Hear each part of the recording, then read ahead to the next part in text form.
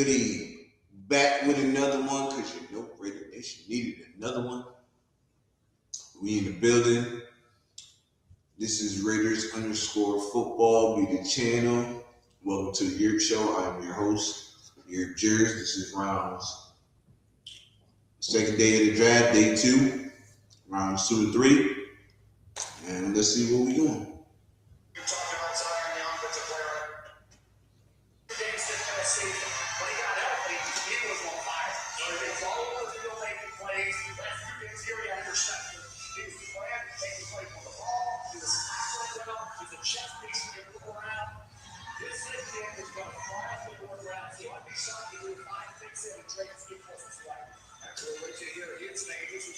Originally belonged to the Jets and changed hands a number of times. The Jets wound up moving into the end of round 1 and taking Omar Cooper, the receiver out of Indiana, and that leaves San Francisco here to make their selection. I'm told that the tickets and the Bureau Rating the Commissioner took them out with the announcement. The energy level is high out here tonight.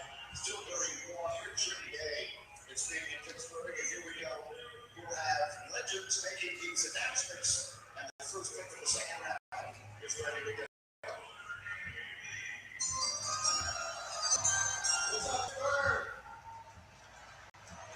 Pick is in.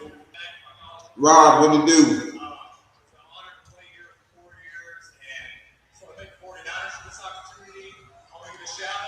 You said let's let them go. Yes, sir. Frank in the building, what to do? Mendoza, yes, sir.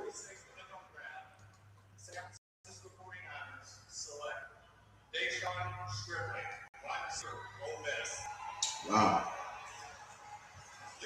Stripling, he's from Hawaii, made stops at Washington State and Oklahoma State before settling in at Ole Miss in the last 2 seasons, 107 catches, 12 touchdowns. Now connected to iPhone. Impressive size, speed ratio, good run after the catch. When you throw it up, and they're on Shipley, so he's right here. You see the burst out of the break. You see the ability here to make the catch and the catch radius is the ball over the shoulder, no rob in traffic. Plus, he's a blocker as well to get it done there. You see him here, turn on the catch after the catch, and outrace the receiver into the a route.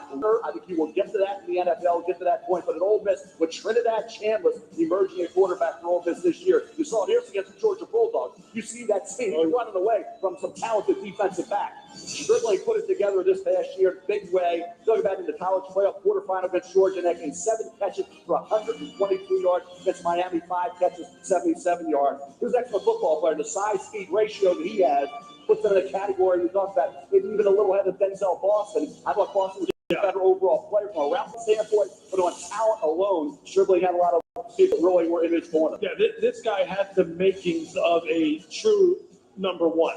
A big, strong, physical ex-wide receiver at 6'2", 205, 210 pounds, and Lane Kiffin loved him down there. He was a big playmaker for him all season long. He was a big playmaker at Oklahoma State. He was a big playmaker at Washington State. Got to see this kid play live a couple times. He has put together exactly how you like your outside lane winners to be.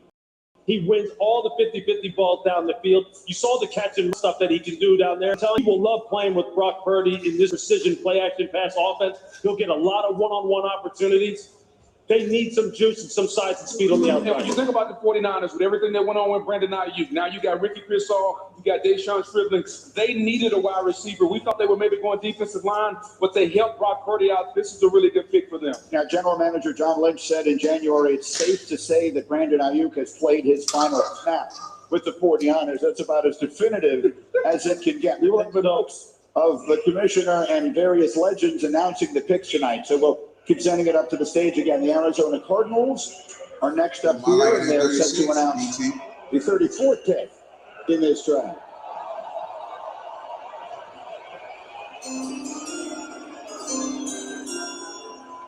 Yeah, D-tackle. Pittsburgh, what's going on? It's good to be home. With the 34th pick in the 2026 NFL Draft, the Arizona Cardinals select Chase Bisontis, guard, Texas A&M.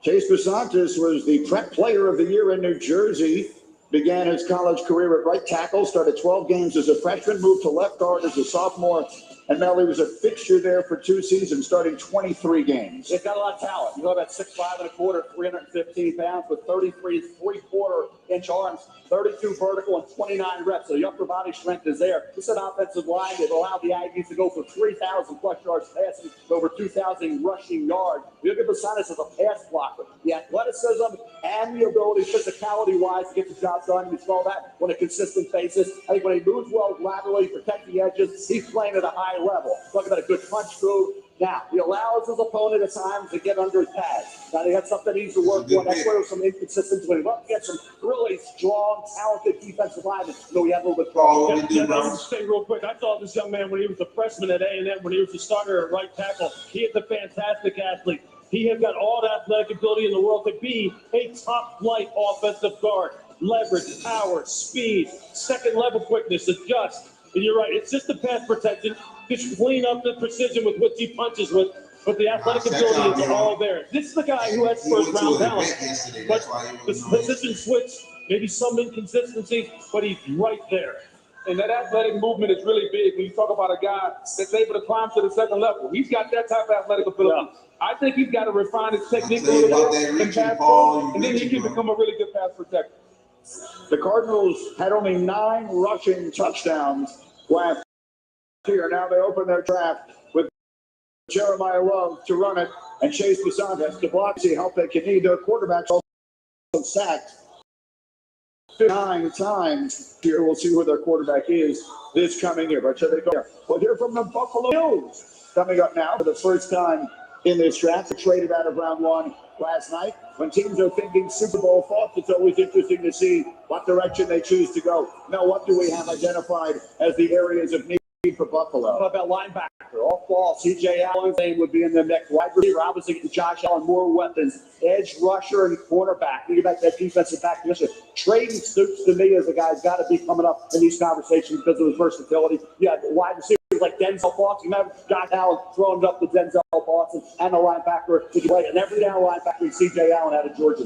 And to your point, Teron Johnson is no longer there. They made the move to go away from Teron Johnson. Trading Stoops to fit that role perfectly, a guy that could be the jack of all trades the way Teron Johnson was. The pick is in for Buffalo.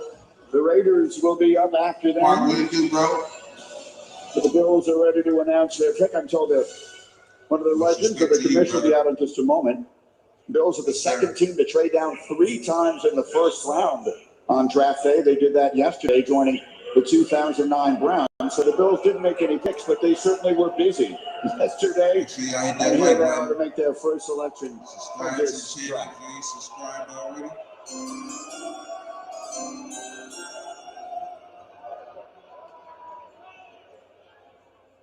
With the 35th pick in the 2016 draft, the Buffalo Bills select linebacker T.J. Parker from Clemson.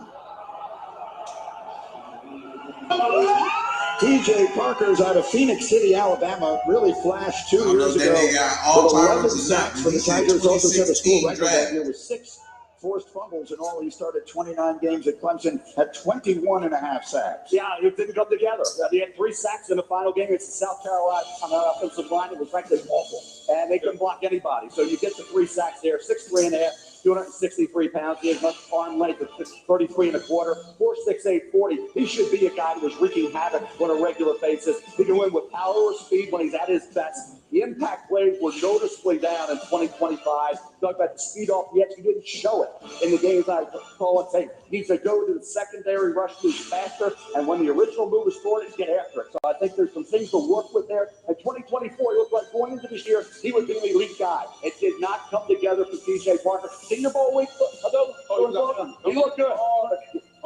That helped. Him and Greg Rousseau, that's a nice combination now coming off the edges. He just has to live up to that fantastic potential that he has. T.J. Parker is a Buffalo Bill. He picks into round 2. Raiders is next, guys. Raiders will select next, followed by the Giants and many more. TJ is excited to join Josh and company, and we're back in Pittsburgh in just a moment. The 2026 NFL Draft. We traded back to Houston. I knew we would. I knew it. I knew it was inevitable.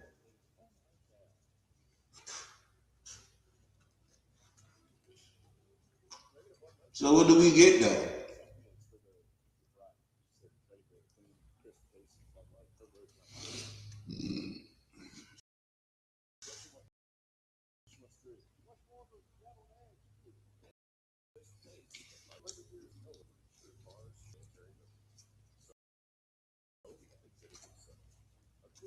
Get back.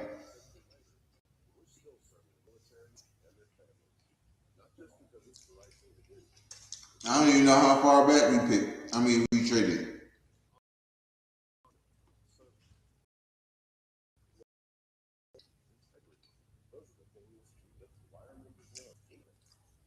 It's crazy.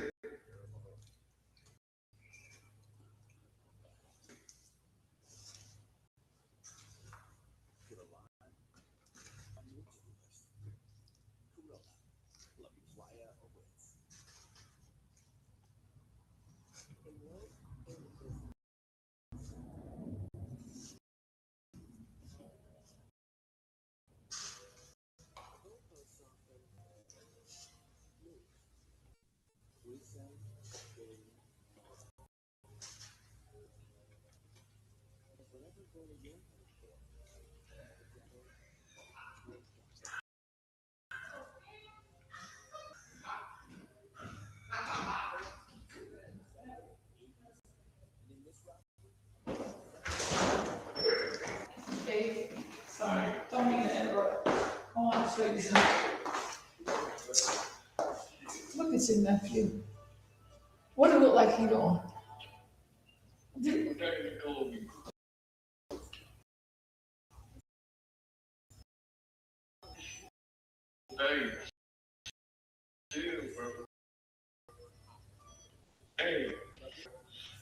That's some, you know what?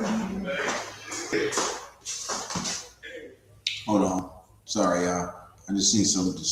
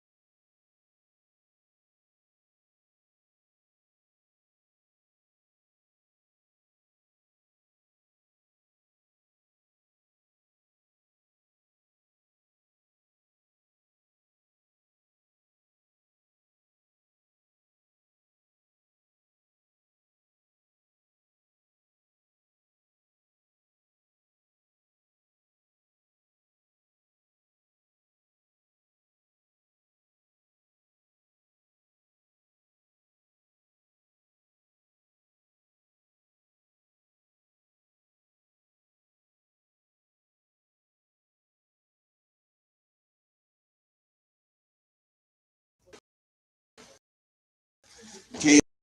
McDonald goes to the job. They niggas. Third year defensive lineman of It's about mom ain't got to work no more. Put that little right there. To work anymore. It's emotional feeling for players in the draft because he has a lot of some gap players. this productive. He makes tackles inside after the tackles, 65 tackles last year, a ton of tackles for loss. His ability to be so strong and so stout at the point of attack, it shows over and over and over. The ability to press and manhandle guards, very few guys have it at his age, and he has it right now. But when I went out to Ohio State's pro day, Lorenzo Styles was there, obviously watching his son, Sonny, who didn't work out, but he came up to me and he said, hey, Lewis, this is the guy to keep an eye on. No one's talking about Caden, but he's one of the most important people on our defense last year.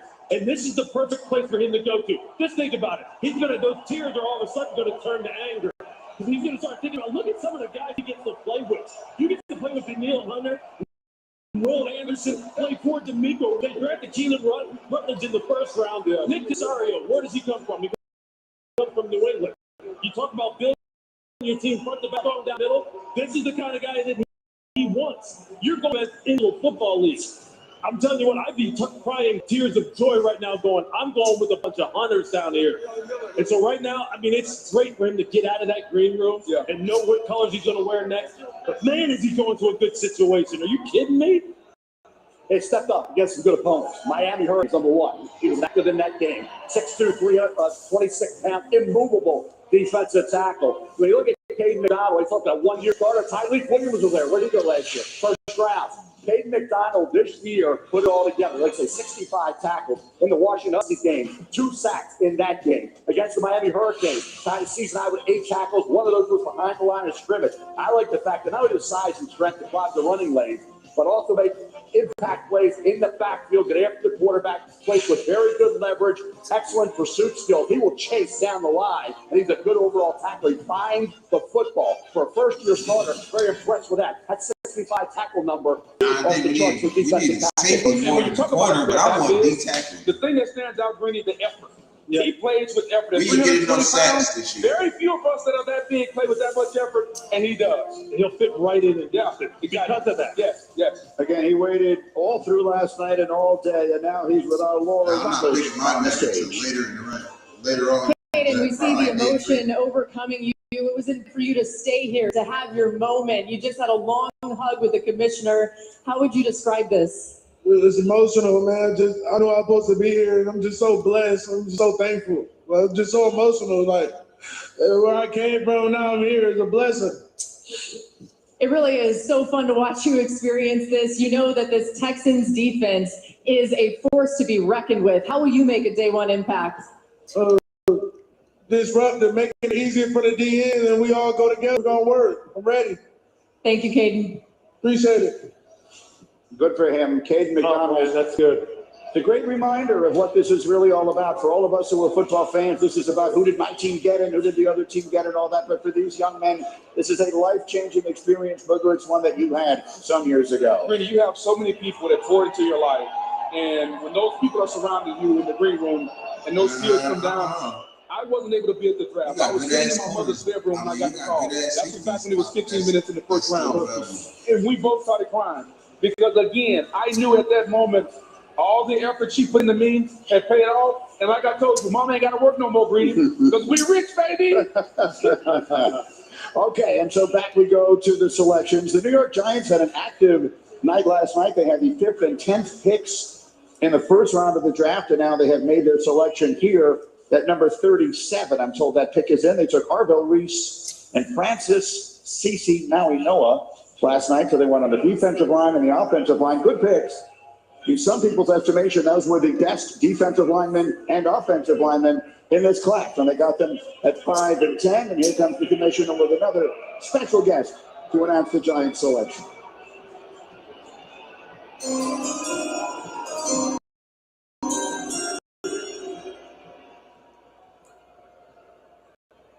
I'm joined here by the great O.C. Yurp. O.C. played for the Giants. What a great man he is. With the 37th pick in the 2026 NFL Draft, the New York Giants select Colton Hood, defensive back, Tennessee. Way to go, Colton. That's a name that we were waiting to hear yesterday now. Well traveled for a young man who just turned 21, spent the season each at home in Colorado, before last year at Tennessee finished with 3 interceptions and probably brought back for a touchdown. That's the length you want. Lou, you can talk about here. Length you want, 5'11", 193 pounds. That's 4'4" at a 40.5 vertical. Talk about a guy who does a good job disrupting the wide receivers at the catch point. Good footwork, ball skills, bounces between his eyes, between the receiver and the quarterback. A good break from the ball when it's in front of him. And I like the fact this kid is aggressive in coverage, and he will hit you. He will go up and tackle, folks. I mean, when you think about this, last year was his first 4 years of starter, and for him to progress that he did last year, he's best when he's up the line of scrimmage, to get his hands on the wide receiver, physical, press man to man. And I talk about this at the cornerback spot. When the ball is in the air, you cannot panic. He doesn't panic, and the aggressiveness comes out. He's a willing tackler. I think, again, best football in front of him. Let's see how he continues to ascend. Yeah, as long as he just needs to continue to work on finishing the last third of the down. This guy has feet at the line of scrimmage, long arm.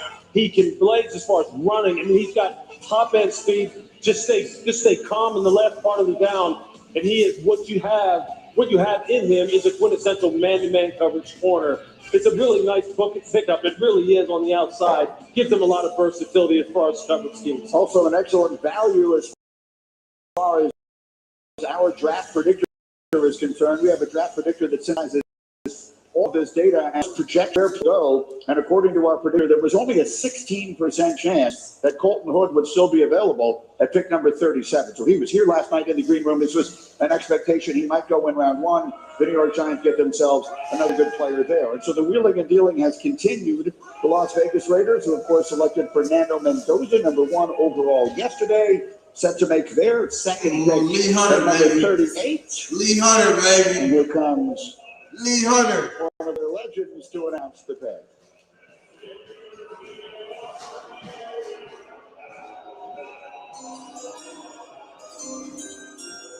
Lee Hunter. How you doing out there? It's great to be here. Let me just say, I would be remiss without bringing up the late, great Willie Brown when he would tell all of you to remember your mother on Mother's Day. That's right, man. It's coming right up.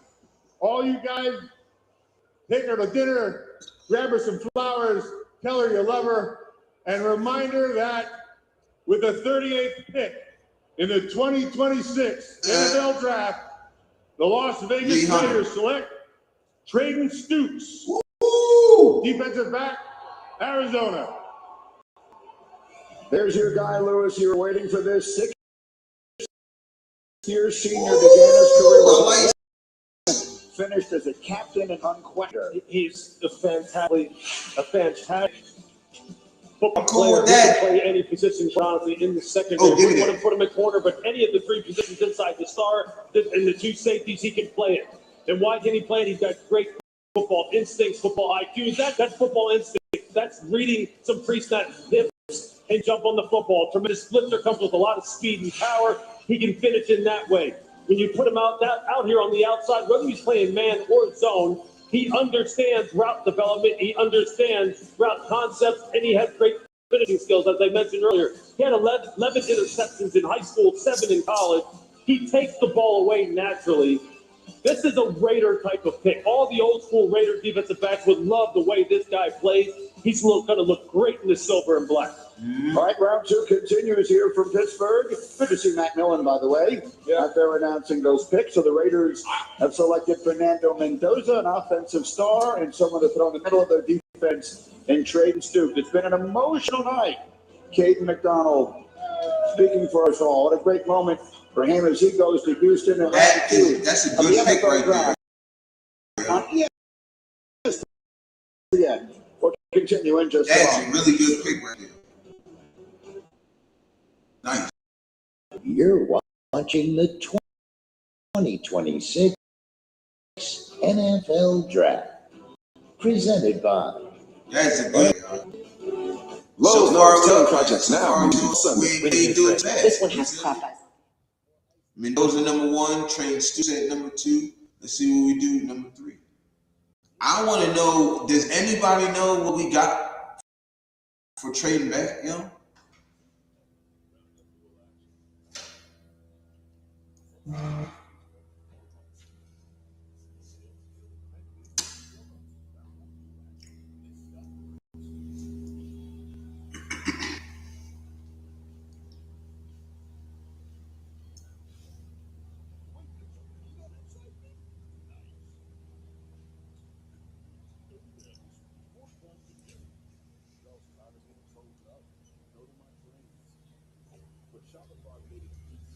Does anybody know? Can anybody look it up and see what we got for that pick?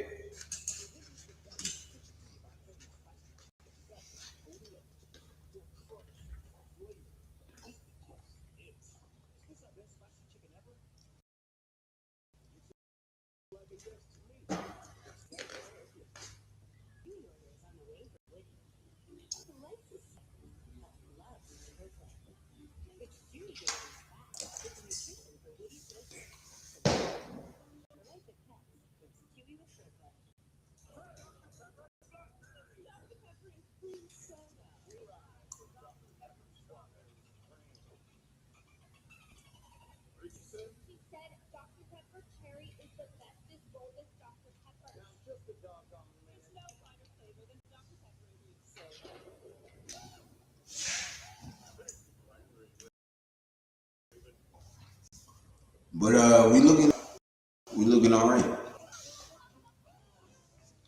Now let's see what pick number 3 brings.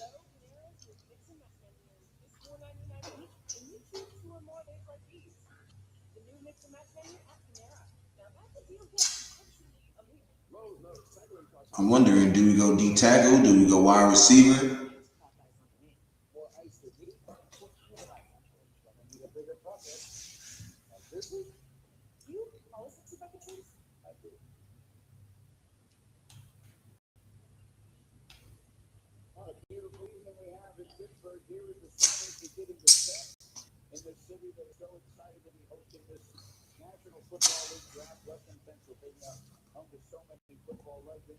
Some new ones being selected last night, tonight, and tomorrow. The Cleveland Browns pick is in. It'll be announced in a moment. They came into this draft needing a lineman and a wide receiver. They got both of those last night, taking Spencer Fano and Casey Concepcion. We'll see what direction they choose to go here with their selection in round 2.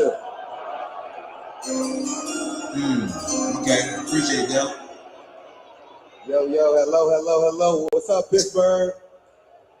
We are here to announce the 39th pick for my Cleveland Browns. With the 39th pick in the 2026 NFL Draft, the Cleveland Browns select Denzel Boston, wide receiver, Washington.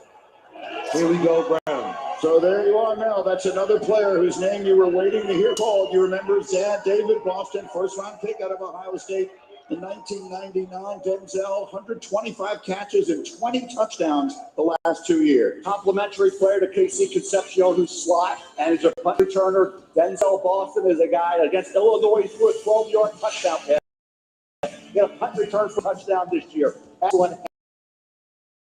And catch radius, 6'3.5" out. He can go high, he can go low. Watch here, doesn't drop the ball. It was from Cleveland Browns. This kid, what Shador throws it to him. Routinely wins and tight coverage. He's quick to find openings. Defense, really like this kid. Against Illinois this year, 10 catches, 153 yards. You watch him here in this game, what he's able to do again in the red zone. 21 touchdown receptions over the last 2 years. Throw it up. You think he's covered? He's not. Denzel Boston compliments what they got with Casey Concepcion. Andrew Berry. We moved out 22 picks later. Appreciate it, Del. Todd Hopkins with a guy who could be that bubble screen sensation, the guy that Shador can throw it up to. Now you're giving your young quarterback a fighting chance. Yeah, him and Casey are complementing each other perfectly, and they'll complement one another because both of them can play all 3 positions. You just get it in different body types. Denzel a little bit bigger, reminds you of Marcus Colton, if you remember him from the New Orleans Saints. He can move inside and outside.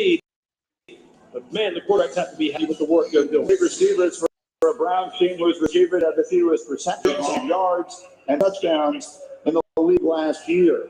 The Kansas City Chiefs went defense twice last night. Mansour Dwayne and Peter Woods. They're up next. We'll see what direction they go here with pick number 40. Woo! Woo! Hello, Pittsburgh, and hail to Pitt. Woo! With the 40th pick in the 2026 NFL Draft, the Kansas City Chiefs select R. Mason Thomas, defensive end, Oklahoma. He gets after the quarterback, all SEC, each of the last 2 years in which he had 15 and a half sacks and 43 fumbles. No doubt. This is a twitchy edge rusher that's going to remind you of a guy that plays in Denver named Nick Bonito. He's that 6'2 frame, that 240, 250-pound frame to come off the edge. First step quickness, R. Mason Thomas has to bring together. That's what the R stands for. Nothing. It's just R. Mason Thomas. His get off is outstanding. I love your usage, Lou. You know, you and I talk about this a lot when it comes to rushing. Can you use your hands? Can you use your technique to beat the offensive lineman? Because that's the first thing they're going to want to do is shoot that hand at punt. He uses his get off and his hands very well. Look, if you couldn't get David Bailey, if you couldn't move up to get him, this is the guy. This is the next guy I would want as far as what you're talking about. If you're saying, hey, look, it's third down, you have a slow-footed tackle out here. I need you to run around him, and I need to put the quarterback on the ground. R. Mason Thomas is the guy I would pick, and this is a perfect compliment when you think about the fact that he's drafted Peter Woods. Now, you know, you have him, you pair him with Chris Jones. Now you put R. Mason Thomas on the outside. You got to give Brett Veach credit. He is picking off the needs that they have with very good players, one by one, maximizing the player to get Kansas back where they need to be. This guy and this fires off the edge, right? The chemical run, though, that's where he struggles. That's why he's a second-round pick, not a first-round pick. Stealing the head, missing tackles was an issue for R. Mason Thomas as well. Fixes that, becomes more two-dimensional rather than one-dimensional. He becomes more complete. He could be a really good player in the league. You can see he bends his ears back, but playing the run is something he needs to work on. I think I saw a big smile on the face of T. Spagnuolo when they were after shaking hands. They have definitely reloaded that defense. All right, the Bengals pick is in. We know they made their first-round pick. Hey, what's up? What's up, nephew? Chilling, man, chilling. What's up, Frank? What's up, Ardell? Marcus, I saw you in there too. I don't know who all was in there. Sorry I was late, man. I didn't. I was expecting a text from you because I sent you a text, and I didn't know you'd send me a link on IG. So my bad. No, you good. Oh, hold on. The pick is in. Bengals. SEC pick Cassius Howard. Year last season, 11 and a half. You're ahead of me. Also unanimous All-American, 16 and a half tackle. Thank you. Von Miller, 2010. Another guy, Green. You see guys that has 650 pounds. He has the 5 and the 10. That means the get off is outstanding. 12 and a half sacks last year. He's got to play the run a little bit. People talk about the short arm. He uses his speed so well, you rarely ever notice the arm length. Another guy, if you're looking for instant speed, instant juice off the edge, this is a guy that you can bring in, especially early in his career. You can put him in sub packages, and he can rush until he becomes stronger to be able to play the run. But they've revamped their defensive line in Cincinnati now, and this is a nice job. You get Boye Mafe, you trade for Dexter Lawrence, Jonathan Allen. Now you put him on the other side. I mean, that's a nice group of four right there, and guys who have the right kind of playing personality, because that's the number one thing he does. He plays hard. Before he got to A&M, he was at Bowling Green. He led the Mid-American Conference with 9.5 sacks. The junior in high school had 6 sacks in a game. He had a game this year against Utah State, a sack with 3 successful players. Yeah. They come in bunches with catches out. Yeah. The Bengals had the worst pass rush win rate in the entire league last year, and that was with Trey Hendrickson, whom they lost inside the division. But they rebuild that defense now around Dexter Lawrence, and they make the selection here. And on they go. The New Orleans Saints took the wide receiver Jordan Tyson in round 1 last night, and their round 2 pick is in. We go to the podium now.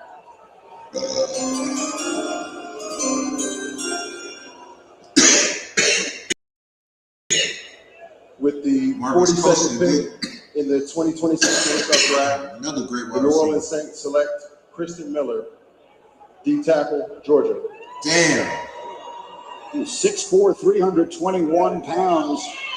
Started 24 games for the Bulldogs. He's from Ellenwood, Georgia. Made first team All-SEC last year. Thought he could be a first-round pick.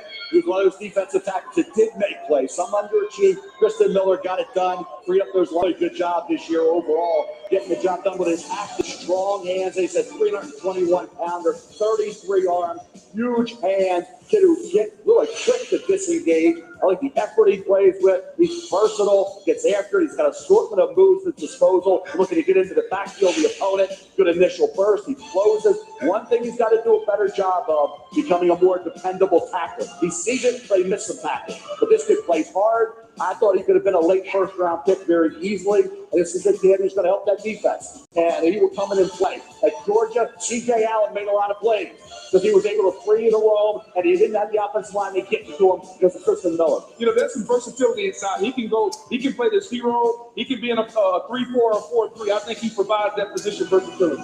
There have been a lot of emotions already in round two, and we are just getting started. The Dolphins are on the clock. Pick number 43 is on the way.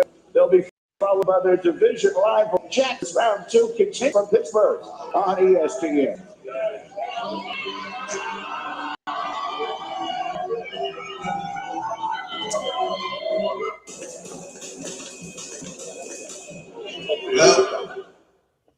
So, 2 D tackles just got taken. Yeah. What channel are you watching? Because you're like about 5 seconds ahead of me. I'm on Hulu. I'm watching it on Hulu. Oh, man, streaming is faster than the networks nowadays. It's crazy.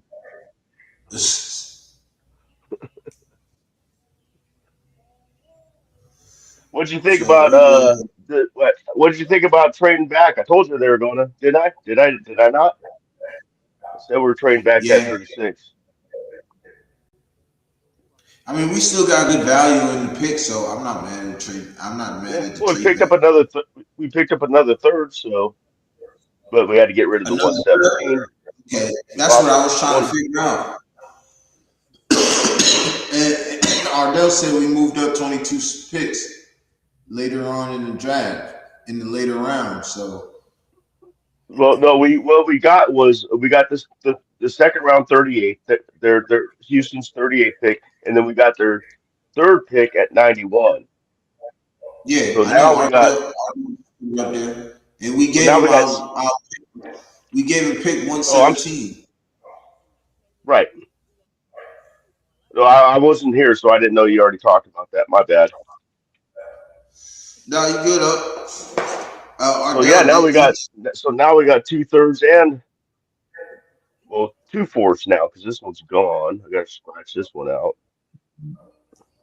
But I knew he was going to use one of them fourths. I did too, man. But yeah, I was saying all along. I bet you the money they trade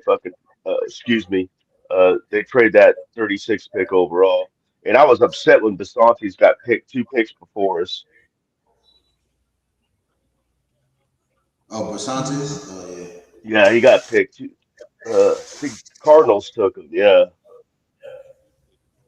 What the fuck is my So I was thinking maybe we were going to get pregnant, but they had already traded the pick before that.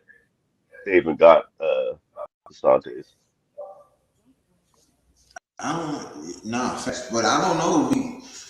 I just had a feeling we're not gonna get a lineman until like later. Yeah, I figured if we didn't get one at 36, if we traded back like I kind of thought we were, then yeah, I see a defensive lineman coming up next. Nah, facts. It's back on. I gotta go grab my draft presented by. I gotta grab my tray. I'll be right back. All right. Back round two, night 2 of the NFL draft from Pittsburgh. And as the names go off the board, there's one we're waiting for, the super talented corner, Jermod McCoy. Adam Schefter has more on the way for his name. Shefty. Well, Brady, we had obviously a defensive back falling last year of Will Johnson, and now we have another situation where the Tennessee quarterback, Jermod McCoy, looks like Miami is on the clock. Clearly is a first-round talent, but suffered a knee injury where he tore his ACL, underwent surgery, and obviously there are some teams that have some concerns about that knee right now. People think he could step in and impact the roster right away, but there are questions about his longevity in the league. But for right now, we have a situation where he's still on the board. One of the elite talents in this draft, the spot that nobody thought he would be. He still remains on the board. And Greedy, we're going to send it back to the commission. We also have a trade. The Lions trading up to 44 to the Jets spot. Okay, Shefty, so much going on here on this second night of the NFL draft in Pittsburgh. The Dolphins last night selecting Caden Proctor and Chris Johnson. First round, now they will make this pick here in round number 2. All right. Hello, everyone, football fans out there. With the 43rd pick in the 2026 NFL Draft, the Miami Dolphins select Jacob Rodriguez, linebacker, Wow. Texas Tech. That's what's up. Oh, damn. He had an unbelievable final season of his college career. He was the Big 12 Defensive Player of the Year. He swept the Bednarik, the Nagurski, the Lombardi, and the Butkus Awards. In short, he was the most decorated defensive player in college football last season. And then he tested great. So when you're productive like Jacob Rodriguez was at 6'1.5", 231 pounds, run 4.57 at a 38.5 vertical jump. Talk about a 4-sport athlete in high school: football, basketball, baseball, and track. This kid got it done on the football field. Then he, with numbers, they were through the roof. So when you put it all together, combine the production on a steady basis, Lou, and then you run the way he did, that added up to a potential second-round pick. You know, as a former quarterback who made the transition to linebacker, the number one thing that I loved about this dude is his point of attack play. Whether that be taking on block, great hand use, timing. I mean, it was wham, I'm hitting the offensive lineman and I'm off of there. He didn't stay on it. And here's the other thing. This dude is a turnover machine. He has perfected the peanut punch. He gets the ball out better than anyone. He can catch the ball as well as any linebacker in this draft. He's just a flat-out playmaker. And if you're Jeff Hafley, that's what you're looking for. You need guys who are foundational guys who turn the football over and do all the things to help you win games, Book. He does it. As soon as they made the pick and Miami made the pick, the first thing I thought about was Zach Thomas. A more athletic version of Zach Thomas that can make plays up and down the field. It's always in the right spot. He will make a ton of plays for this Miami team that's rebuilding their entire roster. Last 2 years, he had 10 forced fumbles. Yeah, he perfected it. He's perfected it. He has, and I think about the tackles he made. He also missed a few. So he gets a little out of control at times, but this kid is an athlete. And when you catch as well as he did, that sorted him up from like a third, fourth round. Somebody was talking about maybe in the late first round. As the Lions have traded up into this spot, and so they're ready to go. They'll make the 44th pick in round number 2.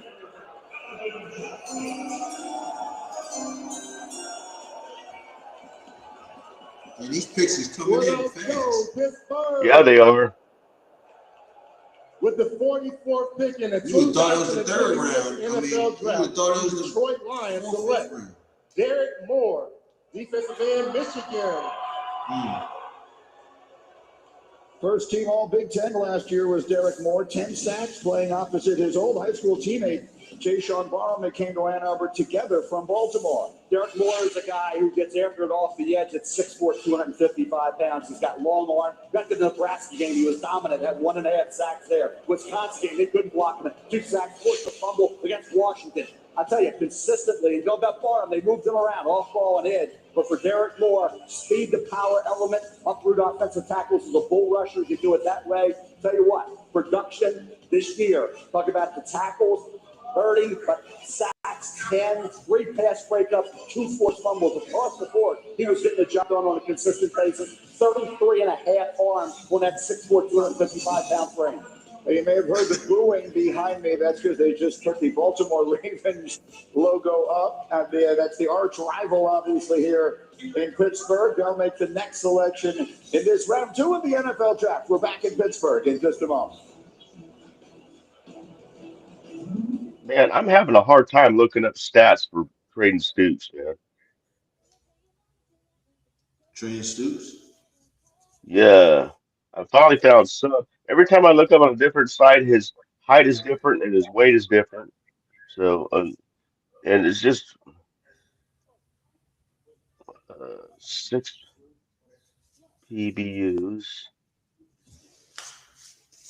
and 1 sack. He had 21, his career, he had 21 pass breakups, 7 interceptions, and I forgot the other, it was like 100 and something tackles. That makes sense, yeah. 'Cause I only All I found so far is the 2025 stats. 2025, he had 52 tackles, which is pretty damn good, and 4 interceptions and 6 pass breakups and 1 sack. Yeah. That was just last year Was that alone, though. this year? Hmm?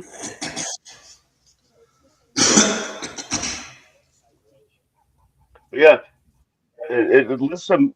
And one side it lists him as a safety, another side it lists him as a cornerback. It's just like crazy. And then what they said on the NFL channel, anyways, it was listed as a safety. Where's it at? God bless it. I wrote it down. Safety slash nickel slash CB. Why didn't I write that down?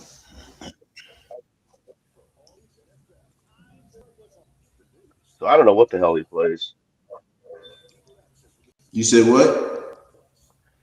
Well, on the NFL channel, when they called his name, it said safety slash nickel slash CB. Yeah, because he played all over the secondary. Yeah, exactly. So I'm saying that. So I every think time I that's look something up, they have him listed as something different. So, but yeah, he's played a lot of positions. So that's good. That's good. And he's going to be our Nick Imawari. hey, that's cool with me, man. But then I've got him at 6'5", 5'8" one, another one's 6'1", another one's 6'2". One's 190, one's 195, one's 201. It's like, man, the numbers are just, We got I don't some know good. why. That secondary is going to be sneaky good after this draft, man. Yeah. I'm telling you. Oh, absolutely, man. Because I think Darian is going to take a step forward this year. You already know what we got in Eric Stokes. And now we just got Trayton Stoops. Because, to be honest, after this year, we can let Chin go. And after this year, we can let Palomar go also. So maybe look to see if we get 2 safeties. Huh? Yeah. Check this out. 2025, he won the Sporting News second team All-American, Associated Press's third team All-American, the Associated Press's second team All Big 12, and the first team All Big 12. That was just in 25. Mm-hmm. I never heard of him before.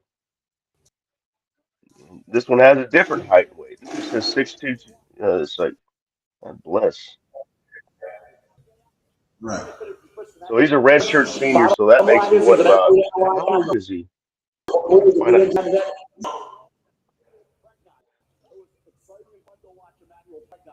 Iowa game. He dominated in the rain there. Opened up that running game for the Oregon Ducks. Did a great job. Really good football player. They go 1A as a first-round pick. Emmanuel Pregnant's got to be somewhere in the middle of the second round. Emmanuel Warren is a box safety. Did a heck of a job at Toledo. Only had 2 games against SEC opponents in 2025 and 2024. Did a really good job. The time of change in Baltimore, obviously. John Harbaugh, so long the coach there, so much success, all the championships. But now let the booing begin and make it loud here in Pittsburgh as the Ravens announce their next selection. Pittsburgh, this the hospitality y'all got for your boy. This the hospitality y'all got for your boy. Don't worry. Because on behalf of me, my son, these wonderful young ladies, and all the Flock Nation, we got a special message for y'all, Pittsburgh. Steelers still suck! Yeah!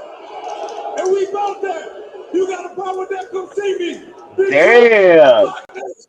Big trust. Yes, sir. All right, no, for real. I'd like to give a special shout out to these young women standing alongside me tonight who have been playing flag football at the high school level in Maryland. Thanks to the efforts from my Baltimore Ravens and the MPSSAA, they launched a program in 2023 that can make this day possible. They are here today celebrating a state sanction that passed for high school girls flag football in Maryland, officially making it a state championship sport. Congratulations.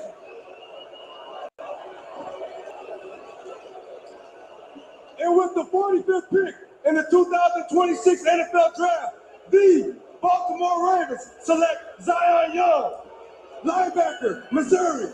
Let's go. Man, a lot of linebackers going early in round 2. That's Look, there's your guy. He's from Atlanta, the youngest of 11. a lot of linebackers going early. The Tigers' first team All SEC last year with 6.5 sacks. And Greeny, if you're looking for a defensive end that can play the run as equally as he can rush the passer or complete defensive end, that's what you're getting in Zion Young. Maybe a little limited athletic, but from a relentless standpoint, a relentless player that plays with physicality, that plays up and down the line of scrimmage, a power player, and somebody that can set the edge, Mel. And so when you're in Baltimore and you're trying to set the edge, watch how he takes Caden Parker. That's 6'6" and 350 pounds, and he puts him in the hole and sets the edge. I just love the physicality at which he plays at, and then he can make the tackle. And you say, okay, if that's what you can do, can you get off the ball, can you turn the corner, and can you get me a sack? So not only can he be physical, but he's got this just enough speed to beat the offensive tackle, to dip his shoulder and turn the corner and get the sack. I love that from a player.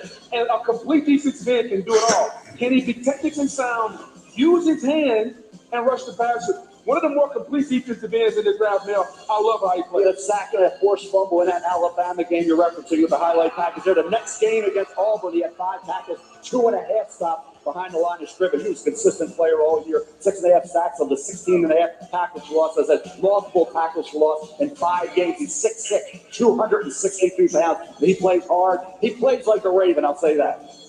The Ravens had just 30 sacks last year, so that was uncharacteristic. The Buccaneers are ready with their next selection.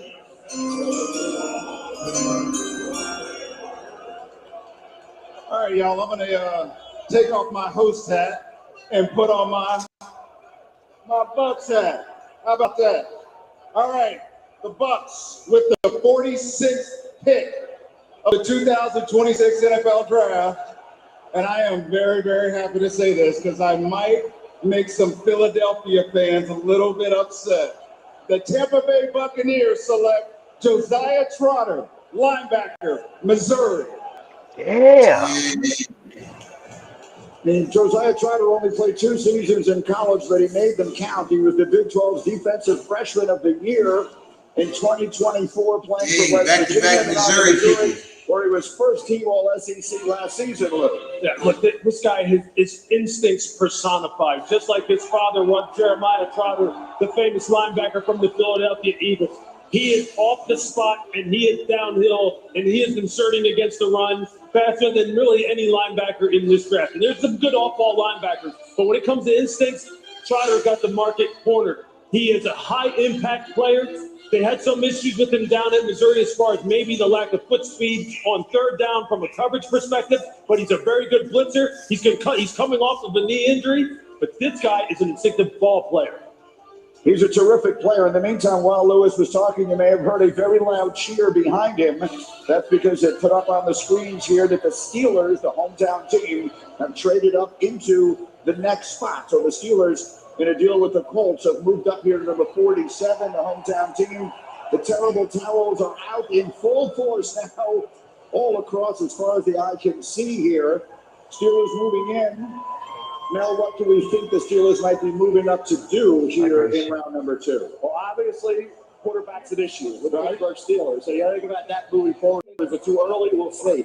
Offensive line they've addressed. Wide receiver slot is what they need more than anything. We thought maybe Mekhi Lemon would be in the mix there. The defensive backfield obviously is an issue there with that. The DB, a versatile DB as well.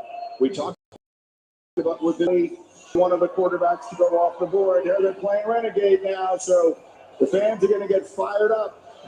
They took Will Howard, though. So when you start talking about a developmental quarterback, are you going to give Will Howard a look, or do you get another developmental quarterback? So it'll be interesting to see the way Pittsburgh goes here. Yeah, I don't think you hit all your wagons to Will Howard and his development. And I understand what you're saying. There are quarterbacks in this draft right now that if Will Howard was coming out with quarterbacks who are available right now, you would put them over Will Howard. All right, one of the Steeler legends, the Hall of Famer John Stallworth, is making his way to the stage. As Sticks Renegade plays behind us.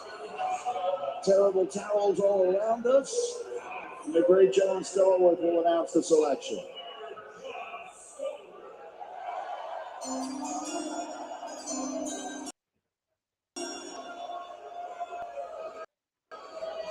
Good evening, everybody.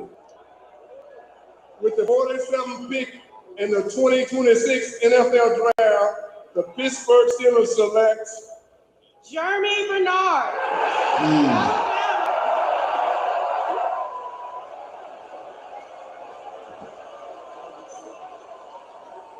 Sounds like the fans like it. They need a wide receiver, and appropriately, it's one of the greats of all time. Announcing Jeremy Bernard from Bama is coming to Pittsburgh. He led the Tide in receptions each of the last 2 years. Last year, he had 64 catches, 7 touchdowns, and he rushed for And he's 2 more. comfortable operating Lou outside or in the slot. And that's where we talked about what kind of slot receiver was the major need for the Pittsburgh Steelers. Even had a catch over 47 yards in his college career. They made a lot of clutch catches. They put him in the backfield. His runs for 5-8 yards. They needed the first down. The only thing he lacks is that second gear to really stretch the field vertically. But he can run the entire route tree. He can play inside and outside. He's very smooth, fluid off the line of scrimmage, smooth coming out of the break, makes contested catches. He's got the whole package, just doesn't have that top-end speed. He'll fit in well here in Pittsburgh. Steeler wide receivers had just 136 receptions last year. That was second fewest of any team in the NFL. They traded for Michael Pittman Jr. in March, and now they had Jeremy Bernard. The Steeler draft room is excited. The Steeler fans are most certainly fired up. Continues back in just a moment on ESPN.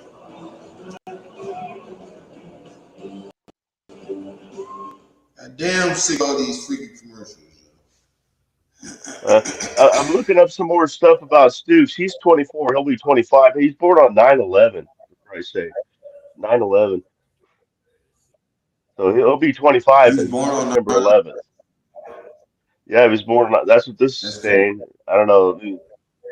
Yeah, it's kind of a weird day to be born. 2001. That's the actual day it happened, man. 2000 September 9th or September 11th, 2001. That was the day of the attacks. Yeah, I know. That's pretty insane, man, to be born on that day.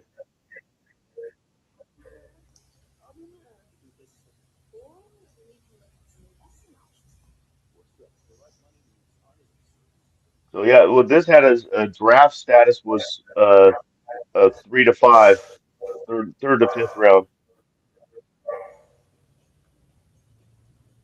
Yeah. So that's I don't know. I don't know. A lot of people they had him moving up in the draft. They said he was just as good as Caleb Downs. Yeah, that's the thing, man. It just depends on which site you look at. 'Cause I've looked at like 5 different sites now, and every site has different numbers. I swear to God. Right. Hey, did you like my new jersey? I got this last night. Oh yeah, that's fire, huh? Who is it? Romanowski. Oh, the Romanowski. He did wear 53, man. I'm tweaking. Yep. He did wear Yeah.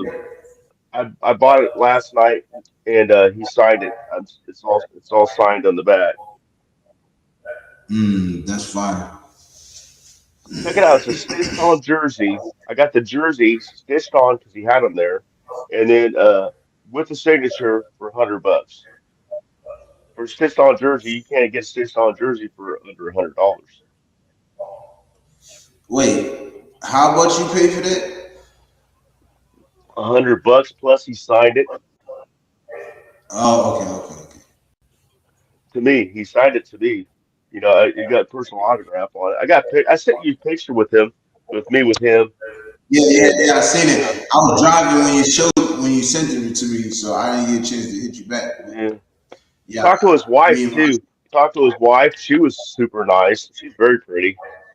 She was really nice. So, I went to his wife. I said, I got to ask you a question. I heard when Bill Romanowski called Al Davis when he wanted to be a Raider, he called him up to see if he could be a Raider, and Al Davis said, "Oh, I think you'd look great in silver and black." She goes, "Yep, that's exactly what happened." Nah, that's fine. Come on. That's dope. We got action, y'all. The league. In fact, exactly a quarter of the league. It's night number one. One of the teams that did not participate last night in round one was the Atlanta Falcons, and they're now on the clock. In fact, their pick is in, so we'll have it momentarily. No, we've not talked about them in this draft. What directions would we expect the Falcons to be looking? Yeah, you look at the need areas for this team, a wide receiver, they could go D-line, secondary, that quarterback spot's a need area as well, and linebacker. So some needs they have to address. A lot of these quarterbacks, talking about Brandon Cisse, South Carolina, is still on the board. Talked about Avion Terrell Clemson, still on the board. Defensive backs have slid down a little further than we maybe thought back maybe 2 months ago. But perhaps we'll see a run on those to come. The Falcons will make this selection here. We have Minnesota still to come. We've had some wheeling and dealing here, so the picks have changed hands, but this is one that's been in place. Remember, they traded out of round one on the clock last year. So this, again, is the Falcons' first pick of this 2026 draft, and they're ready with the announcement. Hey, what up, Pittsburgh? I see my Chargers fans right there. Yeah, I'm representing Atlanta, but it's always both up. But both up to rise up, baby. Boo! Fuck the Bolts. And to my no-go family at home watching, I see y'all out there too. Boo! See, Now she let's get shout down out to the business. Bolts. With the 48th pick in the 2026 NFL Draft, the Atlanta Falcons select from the bloodline, Avion Terrell, DB, Clemson.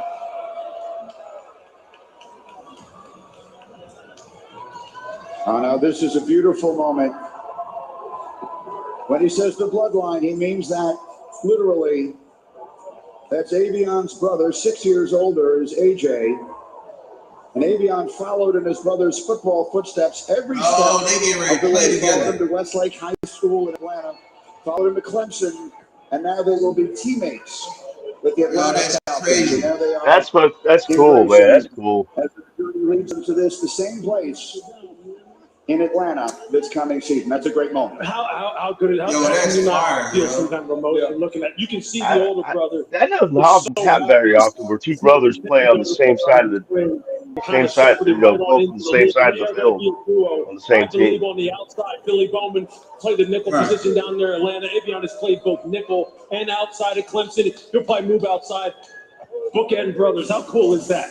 That's as good as it gets. And this kid can compete now. Avion is tough, just like his brother. He's got super quick feet, can play up in the line and presses. You're going to see right here. He's got downfield speed. Shadow ability there. You watch him play the stutter go, play it perfectly, turn into the man, a man turn, finish on the football. He can get it done. Again, now this time, he just kind of off the motors, kind of lets the guy get a free release, but again, finishes well on the ball. Here you're going to see him just clue in a cover two trap type of scheme, just reading what number two's doing, come in, put a big hit on him, knock the ball out. He can do it all, man. He can do it all. Only defensive back in the Dabo era. That's 2 sacks in a game. He did that against Florida State. He forced 5 fumbles this past year. Talking about savvy, playing with great savvy, plays the opportunistic. When underachievers were going on at Clemson, guys not playing up to the level expected, Avion Terrell did. You see the emotion. He played with that emotion every week. Yeah. He was the one guy. He was consistently out there getting the job done. 8 forced fumbles over the last 2 years. Talking about again, got off to a good start in that game against LSU. First week, had 6 tackles, a pass breakup, and a forced fumble. We're not to Montour Delane, right? Yeah. Avion Terrell was equal his performance. Montour Delane didn't have a forced fumble this year. He got 5. So he finds a way. He's not a traits guy. He's a baller. Yeah. He dealt what? I think he dealt with a hamstring this year. Wasn't able to really run at full speed this offseason. Just watch his tape. What I love the most about that, though, Graydon, the bigger brother, how he just embraced him. I mean, that is so damn cool. That's what it's all about right there. They train together. They should be able to communicate good. And now they will be teammates. Very rare in NFL history, not unprecedented, but rare that we have brothers who are on the same team in the National Football League. We see the excitement there inside the Falcons. Huh? Your sound went off. G. Lewis in the building. What it do, Guff? What's up, Godfrey?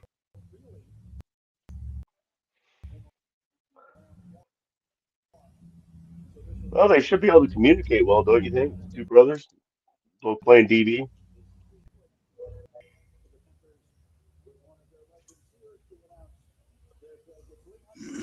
But damn, brothers playing together at Clemson and on in the NFL, that's fine. Yeah.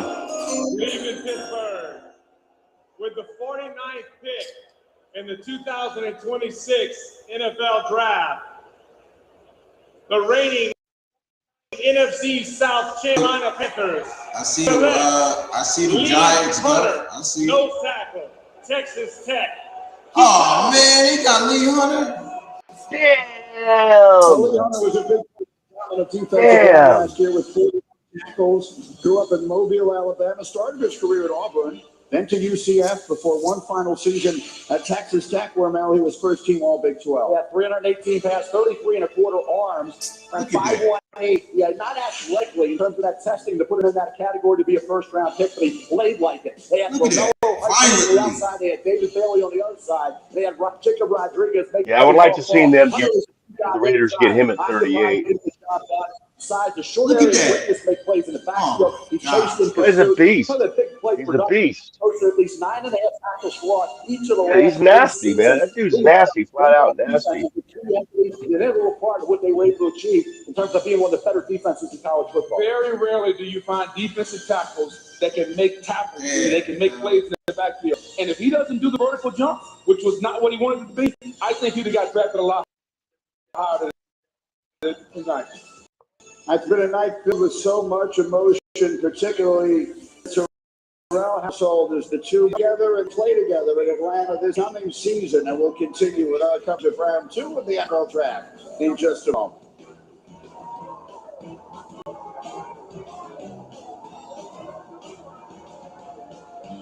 Nationwide is so much more than a great insurance company. They're also one of America's largest financial services companies, too. Just like I'm so much more than Peyton Manning. I'm also motivating Manning. I want everyone here to know that you, too, can be so much more. So I can be a chef. Sure can. Marine biologist. Follow your dream. NFL quarterback. Kind of a niche skill set, but I believe in you. For your insurance and financial needs, Nationwide is on your side. Now, at McDonald's, a McDouble is $2.50. So Miles, Jaden, and Carl have a plan. It's called McDouble Macro Monday. Get more value when you order from me. Zoned out real quick. Man, Lee Hunter, man. Lee Hunter that went to the dead Panthers, bro. Well, everybody wanted Kick McDonald and he went. So, if I couldn't get my guy, y'all couldn't get y'all's either, motherfuckers. Same guys. I think they should have gotten Hunter before they over. From what I'm reading, from I don't know nothing about Stooks, but I'm not all that impressed with what I'm reading about some things. But man, I don't know.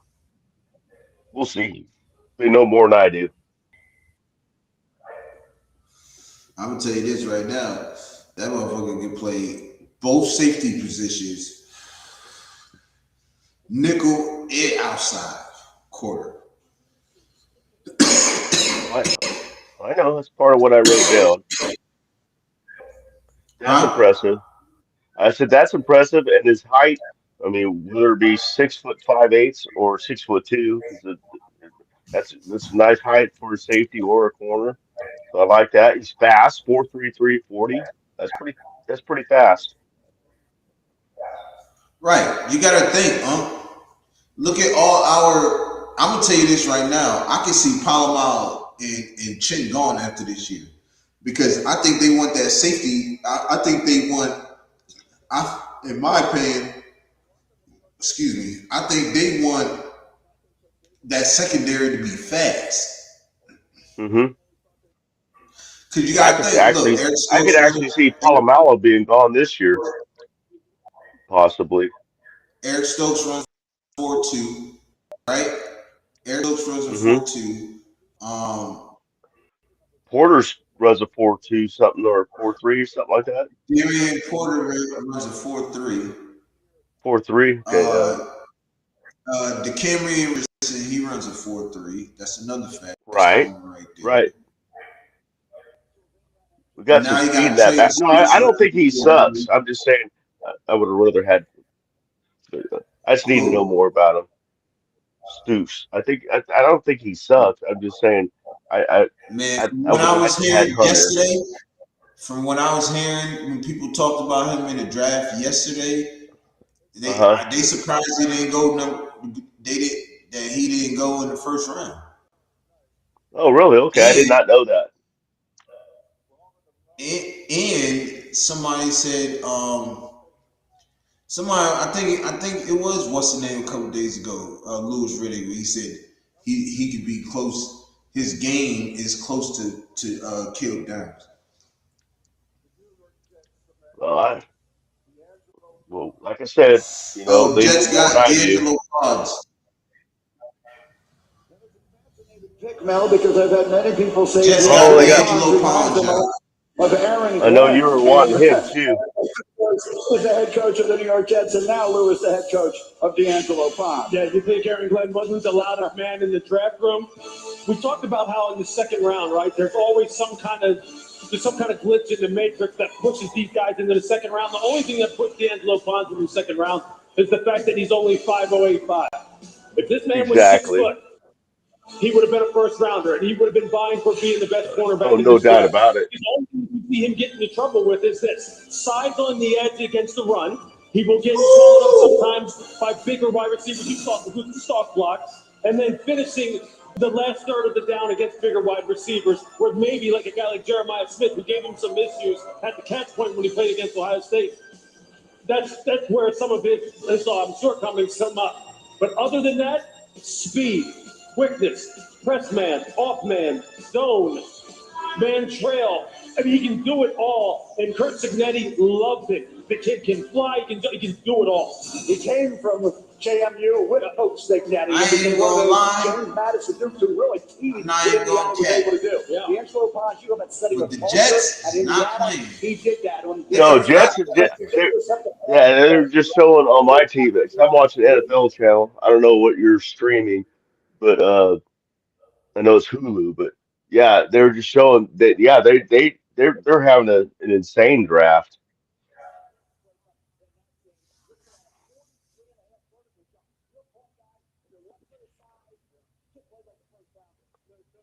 Man.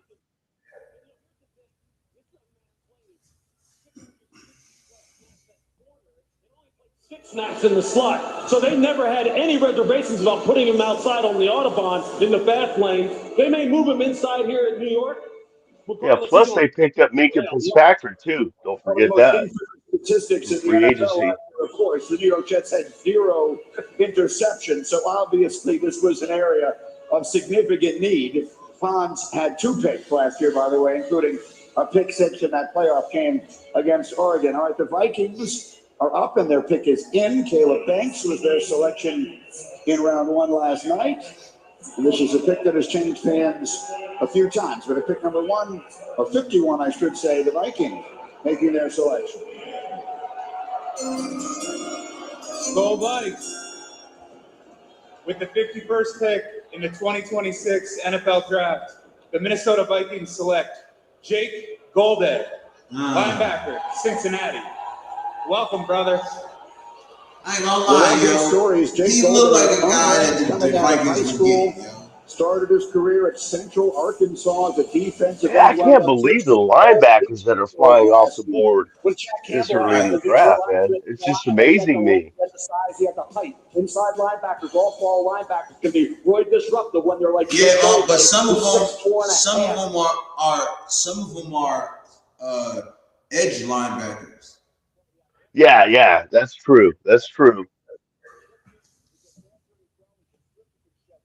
He was a really good player. Look about this past year, 105 tackles. The Bearcats, 6 tackles for loss, 3.5 sacks, and broke up 3 passes. It was all over the field. And they moved It's him just around like I like linebacker is my favorite position on the field. Coming That's down my toward favorite line of position. scrimmage. I'm glad that linebackers are getting some respect in this draft, man. Yeah. They can have him do that. Linebacker's an important position. That's where you maybe have some concerns about him. Is on third down, what is his value going to be as a coverage player? And can he learn to rush the passer if he can't cover? The Vikings gave up 124 yards rushing a game last year. Now Caleb Banks and Golday will be there to try and help with that. Their division rival Green Bay Packers have yet to make a pick in this year's draft. They'll change that as they're on the clock, and they'll be making their pick next as we continue from Pittsburgh in just a moment.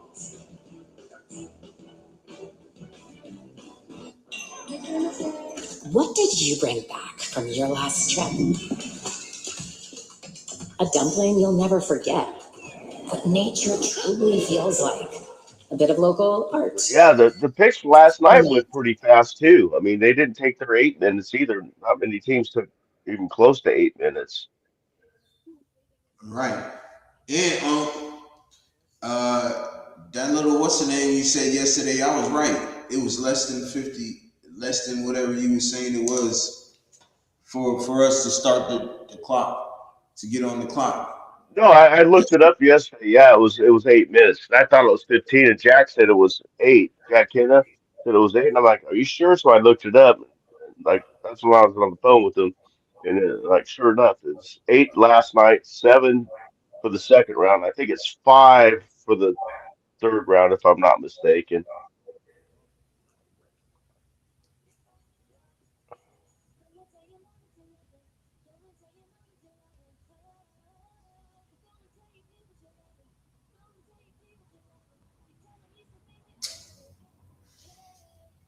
Man, it's gonna be But they didn't even take it 8 minutes. They ain't taken set. There's like 2 minutes between these things. It's just that they're playing commercials, even though the pick's already in. They got to get their commercials in, man. I think they're probably going to start telling these teams, "Hey, man, you got to slow down, man. We got to get commercials in. We need to make more billions of money." So, Greg, hey, you want your info on Stoops? Greg said he got it. And he says he has an underdog story too. He has what? A underdog story. Okay, cool. See, I'll take any knowledge about him because he's a Raider now. So anybody that's got knowledge of him, because I don't know nothing about him except what I've looked up since we drafted him. So yeah, any knowledge, I want to hear it. I'm not dogging the thing at all. I'm not dogging the pick. 'Cause how can I? I don't know. And I already said that. You know, who am I? These guys know way more than I do. Nah, man, you get the second best safety in the draft. Some people say he was second best safety in the draft behind Caleb Downs. Like I said, I will trust no matter what the Raiders do because I like the organization and how it's ran right now. So I just didn't know about them. That's all. So any information anybody can give me about them, I will gladly take it.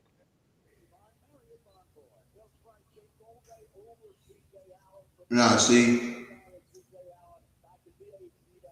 I would have been mad if he just played safety and that's it. But he is interesting because not only can he play both strong safety and free safety, he can play nickel corner and outside corner. That's what Spytech loves. Spytech loves those multi-position players. Yeah.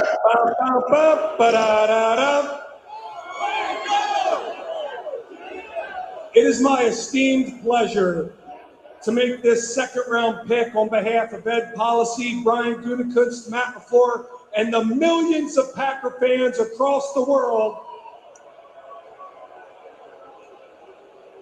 With the 52nd pick in the 2026 NFL Draft, the Green Bay Packers select Brandon Cisse, defensive back, South Carolina. Brandon Cisse, he's young. He won't turn 21 until July. He had 6 PBUs, a forced fumble, and a pick in his one season in his home state of South Carolina last year. He's got tremendous physical skills. 5'11", 6 is a shade under 6 foot, 189 pounds. has a 41-inch vertical jump. This guy has all the skills, but new defensive coordinator Jonathan Gannon, who's a former head coach at Arizona, who's now the D coordinator in Green Bay, he's going to have to do some work with him as far as technique is concerned. When he's up at the line in press coverage, this is where he's at his best because it takes a lot of the thinking out of it, and then he can just use his tremendous physical athletic ability like right here. He can mirror at the line of scrimmage. He's got great transition and close, and he can finish on the football. Some of his inconsistencies as far as always being that kind of physical force against the run were some of the things that showed up again. You see him here, press coverage, long arms, good body control, being able to mirror routes. When he backed off, he got into trouble a little bit, but he can work all that out. He has got all the physical tools. Gannon will work with him. Green Bay needs a corner with his physical profile. Packers defense had just 7 interceptions last year. Just look at the emotion absolutely on his face. It's what it's about. It's what makes this night so special. That was the Packers' first pick of this draft. The Colts are another team that didn't have a pick last night, and so their selection is in. They'll pick for the first time right now here at number 53. And here's a familiar face and voice to make the announcement. Well, look out, everybody. Here comes McAfee. They said yins are getting soft, yins are getting tired. Are you yinzers getting exhausted from so much football celebration or no? 0 arrests last night in the NFL draft compound. Pittsburgh Yinzers, congratulations. Now, the Indianapolis Colts' first-round draft pick was Sauce Gardner, and he's better than all of your first-round picks for sure.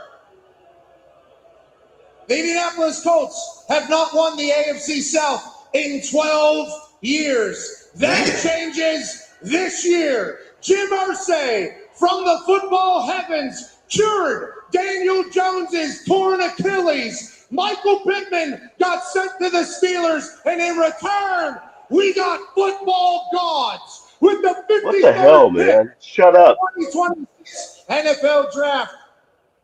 The AFC South Kings, Indianapolis Colts select C.J. Allen, linebacker from Georgia. Damn. I can't believe he fell this far, yo. Have a great night. Cheers. I can't believe he fell this far.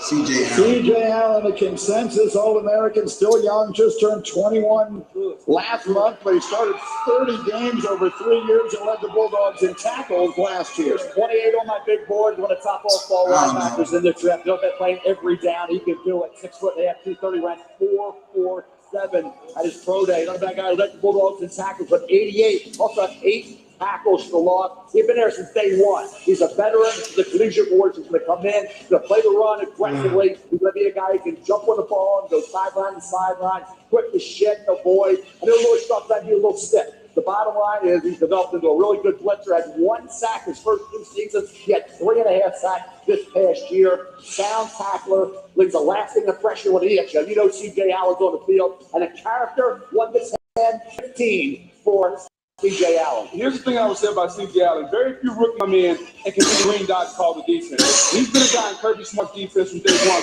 He's understood. He's been a leader of that defense. He's a coach on the field. He could call the defense from day one. And I get it. There's a little bit of tightness in the hip, but he's an instinctive player. What he lacks in the athletic ability, he can make up with smarts and instinct. He did it for Kirby Smart at the highest level in the SEC. And I think he can do it for the Indianapolis Colts. But there's no question. Look, Indianapolis needed some speed and playmaking ability for Lou Anarumo and his defense. They were devoid of bodies, quite honestly, at the linebacker position. They need an athletic profile, a guy who can make plays on all 3 downs. The Eagles are next. They took Mekhi Lemon in round 1. Let's see what they have in store for us in round 2. Greg, I'll answer your question when there's the next commercial break. Hold on, Eagles pick is in. I know. I said I'd wait till the commercial break. Oh, I didn't hear you. I couldn't hear you. With the 54th pick of the 2026 NFL Draft, the 2-time champions and reigning NFC East champions, Philadelphia Eagles select Eli Stowers, tight end for Vanderbilt University. You wondered where the second tight end would go. Eli Stowers was a quarterback in high school in Denton, Texas. He had 62 catches last year for Vandy, and he won the Mackey Award as the nation's top tight end. That's the thing when you watch Eli Stowers, you got to have a football IQ as that former quarterback. And the guy that you take a little weight off and make him a receiver. He's got to obviously improve as a blocker, but you see the run after the catch ability for Eli Stowers. He was outstanding football player at Vanderbilt. He's the kind of guy you talked about, the move tight end, though, that H-back type, who could actually, you could put him outside wide as a big receiver. He caught the ball, he did a lot of that damage after the catch. You know, talking about blocking, we know that's got to get better. But as far as a pass receiving option, Eli Stowers had few years at the collegiate level. What you see right there on the highlight tape, working in the middle of the field between the numbers, that's what he really excelled at Vandy. Really good against zone coverage, real good hands, silky smooth. Just needs to get big. I mean, they use him in various different ways down there. They use him on the line, off the line, put him out at the slot. Doesn't have the same kind of speed as the team, but he will be a chain mover in this offense. He also won the very prestigious William V. Campbell Trophy, also known as the Academic Heisman. So he's on his way. The emotions are flowing freely here in Pittsburgh and all across the country as these young men have their dreams realized tonight in round 2 of the NFL Draft. Nephew, I'll talk to you in the next commercial break about what you're talking about. But yeah, it's Romanowski. Was it commercial now? Oh, it's a commercial now. Well, I wanted to address Greg Lira because he said, "Would you be mad if Pregnon falls to us and we can take him? Would I like it? Hell yeah, I would like it. I wanted Pregnon before I started hearing about Basantes, so I would love to get Pregnon.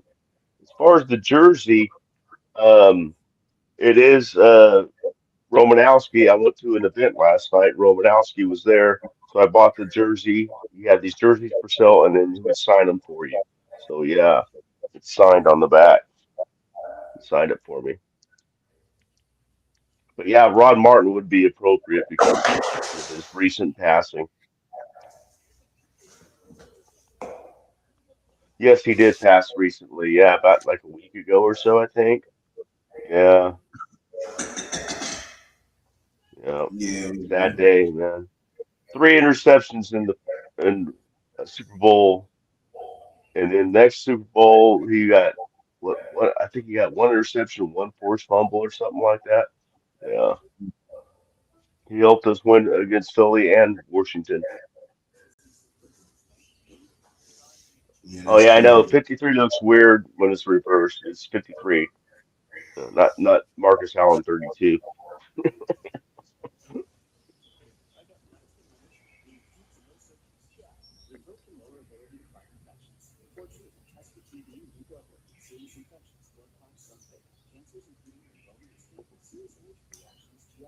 What do you think? What would you like as for 67th pick, third round pick? I want either a wide receiver or D tackle. I'm thinking I about wouldn't mind Dominic Dominic Orange. Gore. That's exactly what I was gonna say.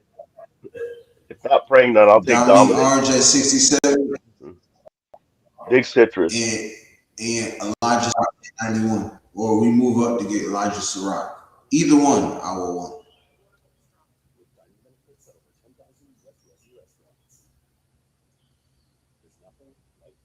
I never met Frank said Rod Martin. Martin was the coolest Raider I've ever met.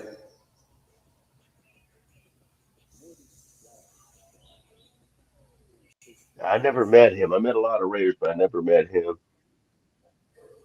Every Raider player I ever met was cool as hell.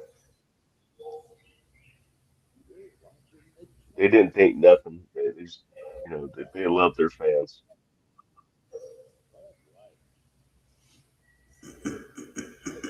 I met a shitload of them.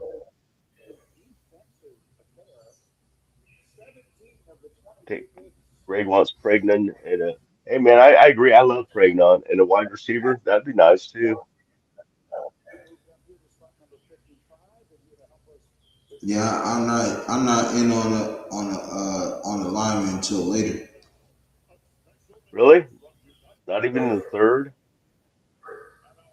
No, I just believe I mean I'm not saying I'm just saying me, but I believe in Caleb? Caleb Caleb? Washington. Uh, I agree. I agree.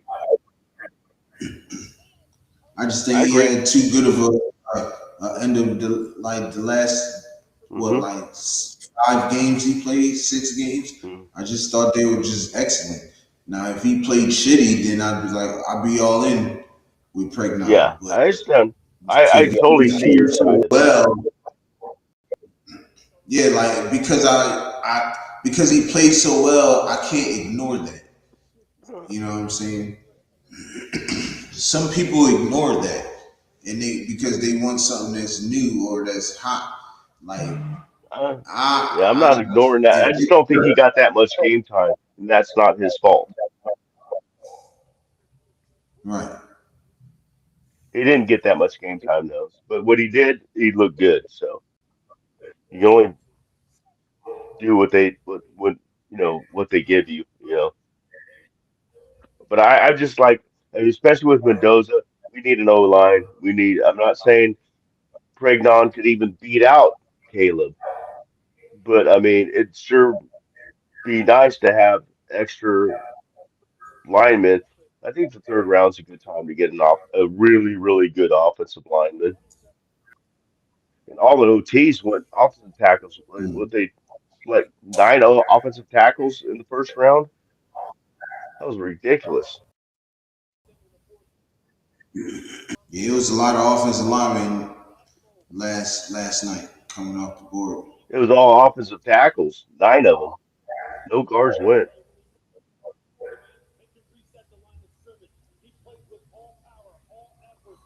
I Patriots see a pick is run in. on. I see a run on guards coming up here, man. Huh? I see a run on guards coming up soon. That could right now is a run on edge. Another edge rusher just came out.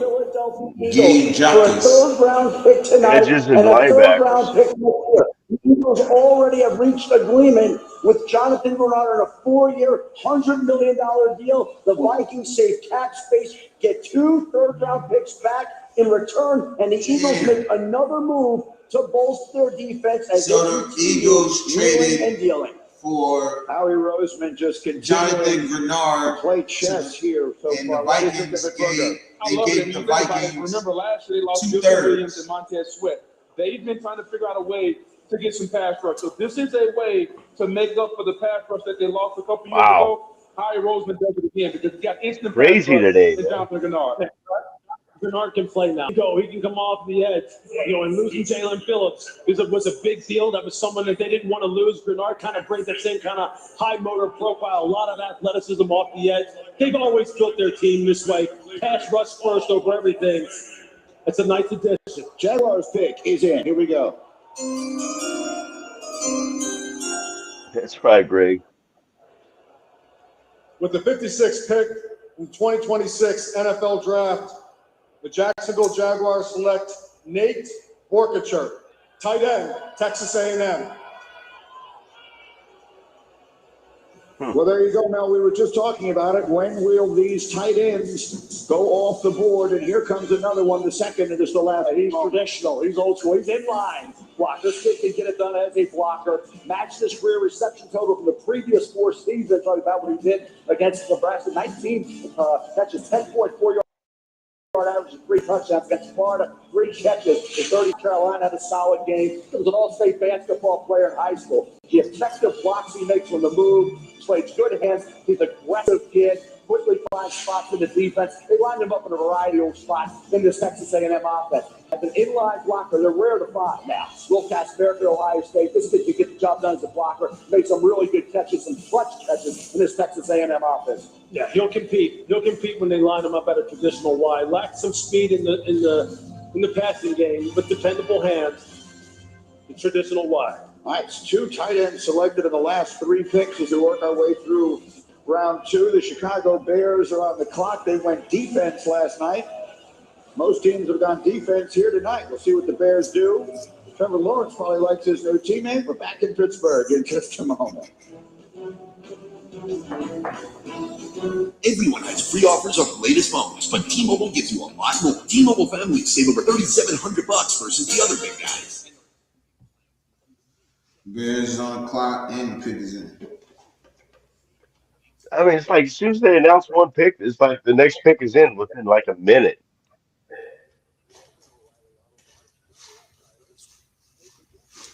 Yeah, they ain't playing no games. No, they gotta get the commercials in though, so we just have to wait to see what it Well, is. you gotta think it's 2 rounds now. It's not 1. Well, I understand that. I know. Oh, okay. I kind of figured that's why you asked that. Like, I don't know. No, it's surprising they have 7 minutes and nobody's taken like I don't think over like 2 minutes. You know, that surprises me. That's what surprises me. And And what people, is it in the third round? What is it in the third round? Is it 5 minutes? Not like it matters because they're not waiting around anymore. So I think is it 5 minutes in the third?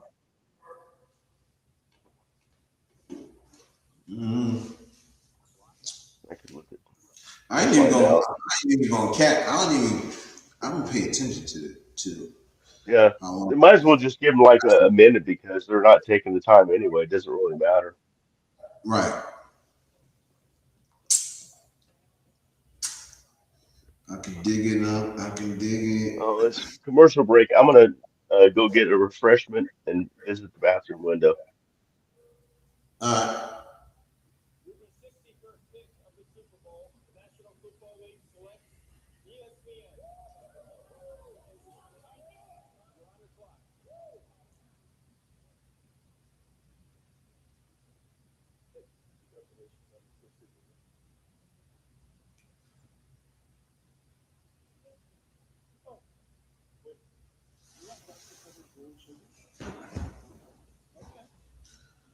Yeah.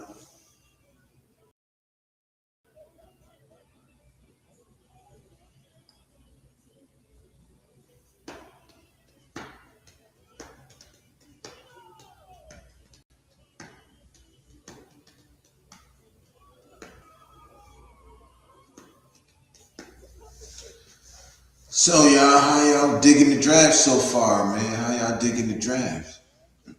Yo, my bad too. I forgot to chill on my.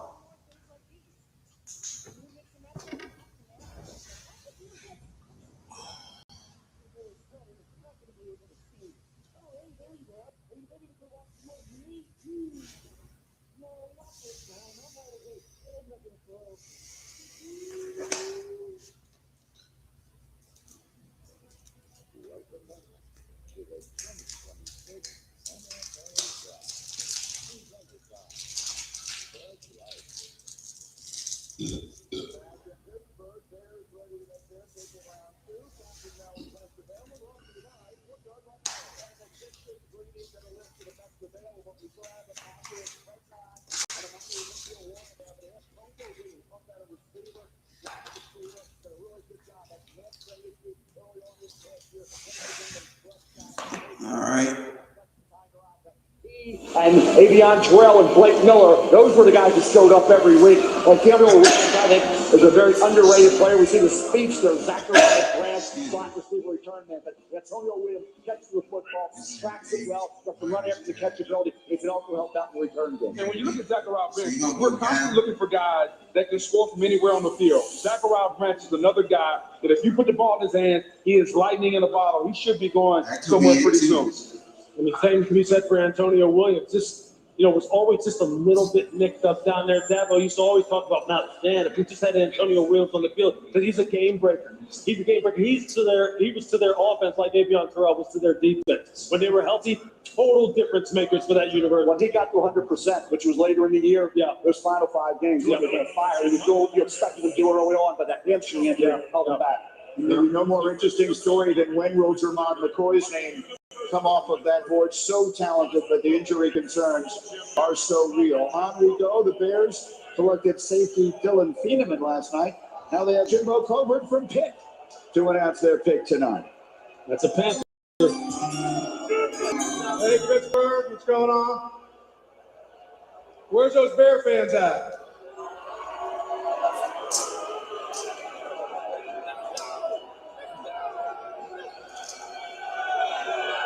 I'm liking those cheese grater hats, my man.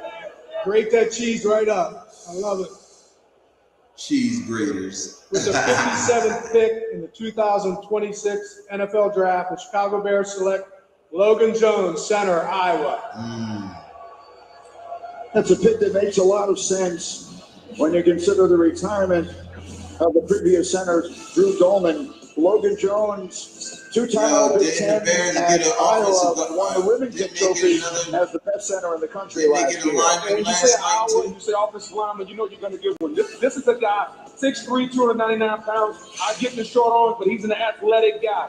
Fits very well in the zone-based scheme. He'll fight you in a power scheme, but he needs to use his athleticism, zone blocking, getting up to the second level. And when you know you get an offensive lineman from Iowa at a need position for this team, you're getting somebody who can play the position at a very, very high level. 50 starts at Iowa. And Kirk Ferentz, especially his offensive line. Yes. You also have Jennings Dunker. You got Bo Stevens, two kids jumped on Jennings Dunker, a right tackle. Bo Stevens play anywhere, guard or tackle. Bottom line, he'll be a guard in the NFL. But for a guy like Logan Jones, just 30 and three-quarter state title in the shot putting distance in high school. A guy who had a ton of experience. Power guys are going to give him a little bit of trouble. Ran 4'9", very athletic kid. Garrett Bradbury comes in right now. He's going to challenge that job. You got Caleb Williams as your franchise quarterback. Now you got an anchor in Logan Jones.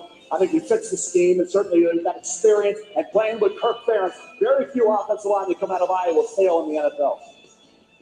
That would make it interesting for me, though. He to me, he's the center only. So is Garrett Bradbury, quite honestly. So you got to kind of have two guys that are really just singularly focused on one position. But he's a good football player. Q-Huns are back on the clock, and they're ready with their next pick. Okay, Brownies, we back in the building. We back in the building. With the 58th pick in the 2026 NFL Draft, the Cleveland Browns select Emmanuel McNeil Warren, DB Toledo. Let's get it. Emmanuel McNeil Warren is from Tampa. Started the past 3 seasons at Toledo, had 5 interceptions, including one that he took back for a touchdown. I'll tell you what, he's a box safety, and he's big, 6'3.5", rangy, 200 pounds. He's got long arms. Ran 4.52. Okay, that's enough. Bottom line is, when he had to go up against an SEC opponent out of the Mid-American Conference against Mississippi State 2 years ago, he was outstanding. And against Kentucky this year, August 30th, he had 11 tackles. He forced a fumble in that game. Talk about the guy who was quick to trigger and find the football. He's 8 fumbles in his career. Has that knack of getting Avion Terrell, stripping that football. He prepares, he studies, he's always in the building. Could be a guy moving forward that feel and coverage, he has that, but he's the type of guy who fits that defensive scheme. A lot of teams wouldn't be looking at the Emmanuel McNeil Warren if you look at besides cover safety like the Dylan Thieneman can be. Certainly you talk about a guy that's big, box safety, and like I said, when you talk about stepping out of that conference and playing against Mississippi State and Kentucky, he did the job. Zone guy, that's what you want. And the bottom line is, this is a steal to me. I thought he could go in the late first round. To me, you go got Dylan Thieneman and Emmanuel McNeil Warren. I know it's the scheme who does that better. Bottom line is, on ability, they were very similar. They were teammates. He and Quinyon Mitchell were teammates in that Toledo secondary for 1 season. And so there's good precedent of good success for the Toledo DBs in the NFL.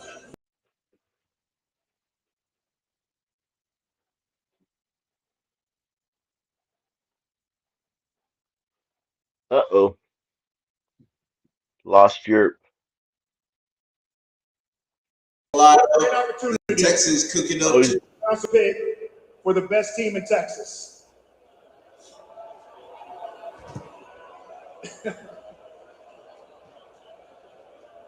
Last time the commissioner took a lot of shots being fired tonight. I'd like to say hello to my 2 children, Jaden and Celeste. Give a shout out to the characters. Say what up? Said a lot of shots being fired tonight. These guys coming up to the podium. Yeah, I know. It's between the division rivals too. That's crazy. I know, man. It's been fun, man. It's been fun. Morgan Klein, tight end, University of Michigan. And so the tight ends continue to come. A lot of tight ends start. There seems to be a flux of tight ends right now. But I really like some of the things that he has. He just needs to get stronger. 6'6", 248, just under 4'7" in the 40. It says there seems to be a run on tight ends right now. Yeah. The U, the F, in line at the Y. He'll compete, just needs to get stronger. He has top end, he has good speed down the seam, as you see here. He'll snatch and plus the football, but the route running has to be refined. The play Chicago speed made has another trade. his ability to really get in and out of breaks and create separation. You see there, the competitiveness, the willingness is there as far as the blocker is concerned. Just needs to get bigger and stronger.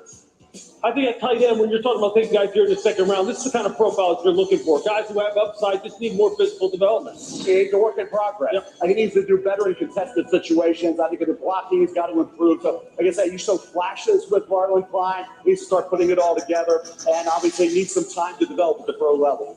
All right, we're rolling along. Emmanuel McNeil Warren is headed 2 hours west from Toledo to Cleveland. It's the first time in 50 years the Browns have taken a Toledo player. We'll be back in Cleveland, or in Pittsburgh, I should say, in just a moment.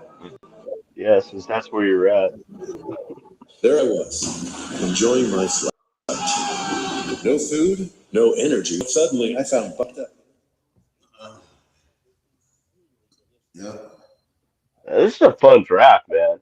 I knew we all knew it was gonna be, man, but it's exceeded my expectations, man. We still got another round to go. Yeah. Yeah, I thought I'd heard Zachariah Branch go, or so I'm watching the scrolling thing. You're like, oh, I thought for sure I saw him on the screen. I'm like, oh, what? Somebody got him too? Damn it! And but nope. I don't know what they were showing. Probably just showing highlights of him or something, I guess. I have the sound down on my TV. It's behind your TV.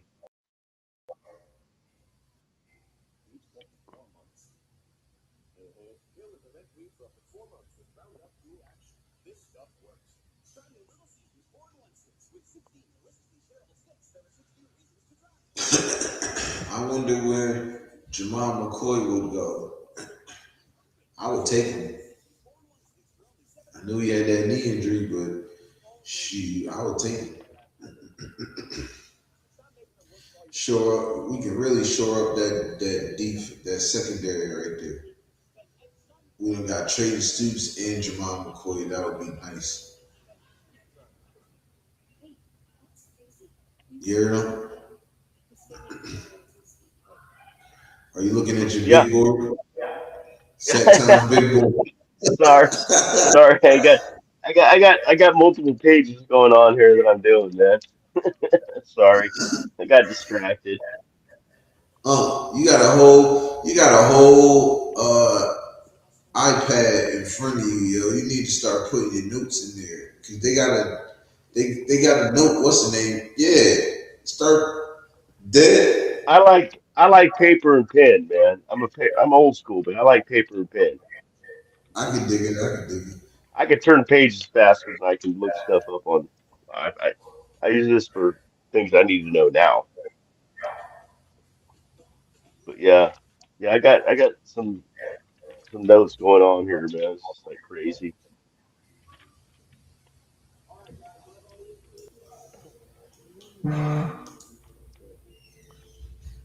Frank said, Bret Hart once said, if I was going to give the United States of America and make enema, I would stick the nose in Pittsburgh, Pennsylvania. I would stick the hose in Pittsburgh, Pennsylvania. That's crazy. Yo, Frank, you crazy, bro. Oh man, Frank is bugs. Man. What's up, Frank? I drove through Pittsburgh one time, but I didn't stop. I like Philadelphia though. Frank, you down the road, but Pittsburgh, I'm like, I'm not stopping. Right.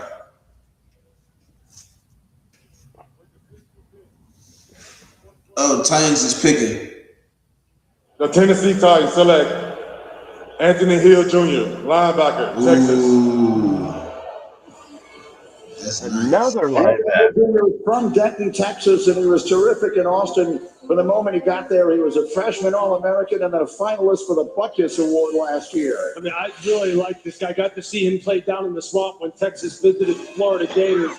And I loved everything about him. He's a green dot guy, Is great that the end of the communicator. He run is of all the about tight ends? downhill playing personality. Fast off the spot.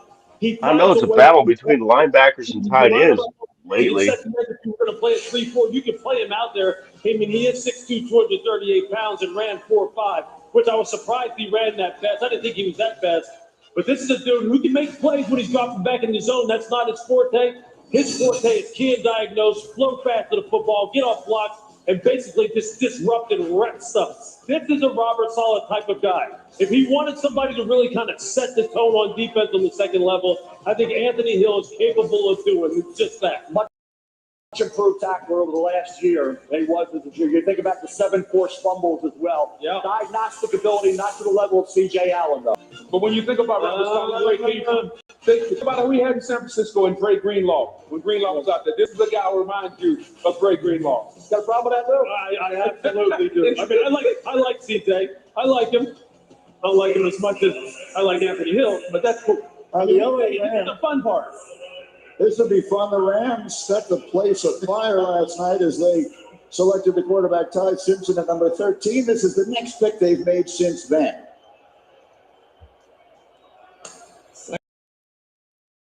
St. Louis, I say Louis. With the 61st pick, 2026 NFL Draft, the LA Rams select Max Clare, tight end from Ohio State, baby. Well, I guess I wasn't wrong. You started out at Purdue. Back to tight end, man. It's tight end or linebacker lately, man.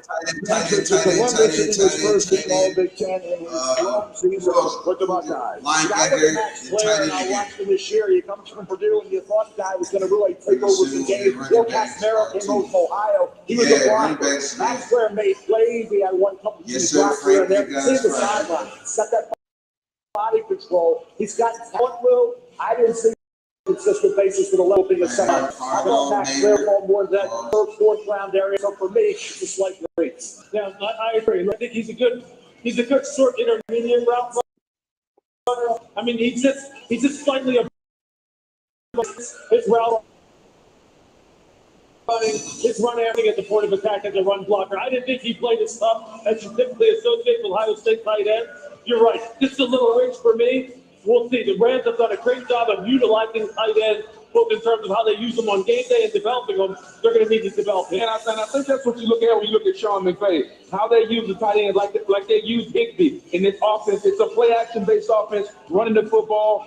If any offensive coordinator can figure out how to use them and where to put them best, it's Sean McVay. I can put a number to that. The Rams had 331 plays with 3 tight ends on the field last year. That's more than twice as many as any other team in the NFL. So they do get some help with their quarterback, Matthew Stafford. The Bills have traded up. They'll be in the next spot as we continue late in round 2 from Pittsburgh on ESPN. Hey, Yurp, how do you like my new hat? The end. Monday, Idol celebrates Taylor Swift music as the hopeful singer. What'd you say? So how you like my new hat? Oh yeah, that's fire. When'd you get it? When did it come in? Well, it came in Friday, the day after I wanted it. So I wanted Bill Romanowski to sign it, but it came in Friday. Hey, at least you got a jersey signed though. That's why I bought the You got jersey. something signed. Yep. Well, I got that. I got he had a bunch of 8x10s, so he was signing those too. I mean, you had to pay for everything.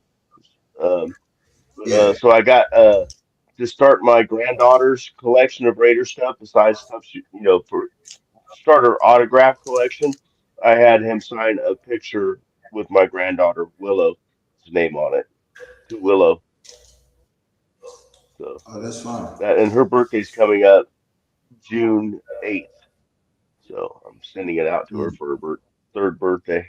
That'll be her first autograph picture of a Raider. that's fine. My daughter's raising her right.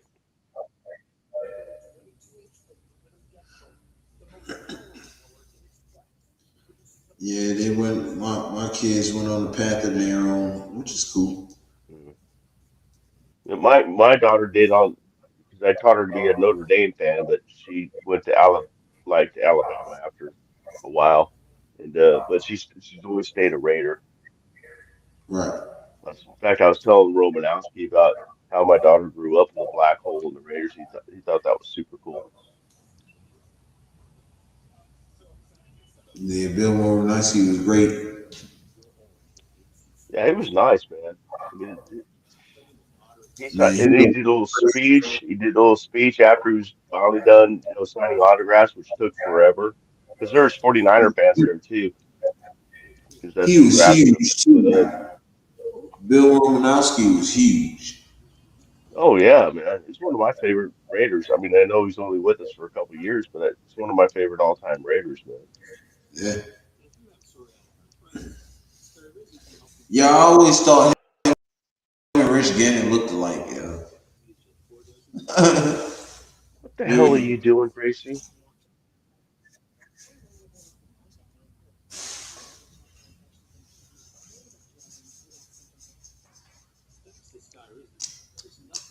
yeah, I always thought him and Rich Gannon looked alike.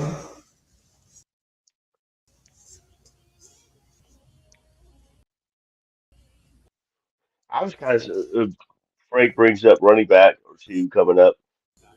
I was really surprised that Jadarian Price went in the first round, but the other Notre Dame running back. So both Notre Dame running backs were picked in the first round.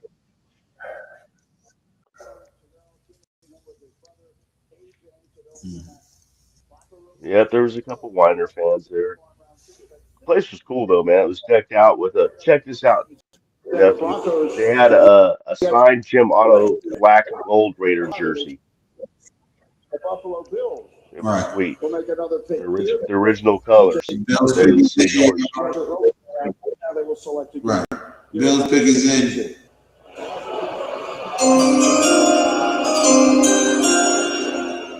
We had to take advantage of the I opportunity gotta go. to come up here with the legend, Penn State and Buffalo. With the 62nd pick in the 2026 NFL Draft, the Buffalo Bills select David Igbinosun, DB, Ohio State. Davison Igbinosun is from Union Township, New Jersey. Began his college career at Ole Miss, transferred to Columbus in time to start all 16 games in the national title season of 24, then made the first team All Big Ten last year. Yeah, this is a long corner, 6'2", 190 pounds. And for a guy who's that long, he's got good body control. He's got real smooth, fluid movement. What you see show up time and time again is this guy competes for the rock now down the field. In those 50-50 situations, he's going to win those more times than not. As you see right there, he does a nice job of getting his hands in there at the catch point. He's better when he's pressed up. He's real good in zone coverage, real good understanding of route development. He will compete against the run, likes to cut low, will miss some tackles in that way. But you like the length that he brings to the table and the way he competes on the. He cut those penalties down dramatically, down to only 3. 2 hands-in grabs, resulted in a lot of penalties. Got better in that area this year. All right, we will be back in 30 seconds after a word from Roundup Dual Action. Weeds. Does anything keep them from coming Bills back? beefing up that Roundup defense. dual I action. see. Bills beefing up that defense. I see.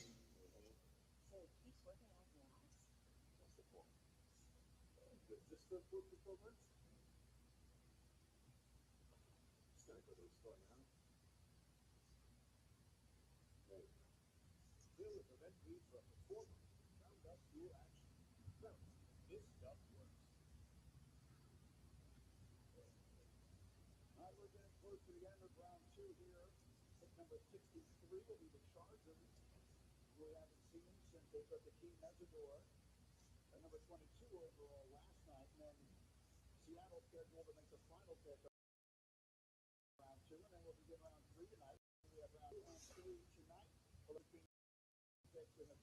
Boo. Charger pick is in. A good take. Chargers need a guard. That's an area of need for them. We thought maybe Bengal Iwane would be there from Penn State. He wasn't. Went to the Baltimore Ravens. I'm just waiting for Pregnon. I think it's a whole filler. I was impressed, Lou, and quote, with the tape of Emmanuel Pregnon.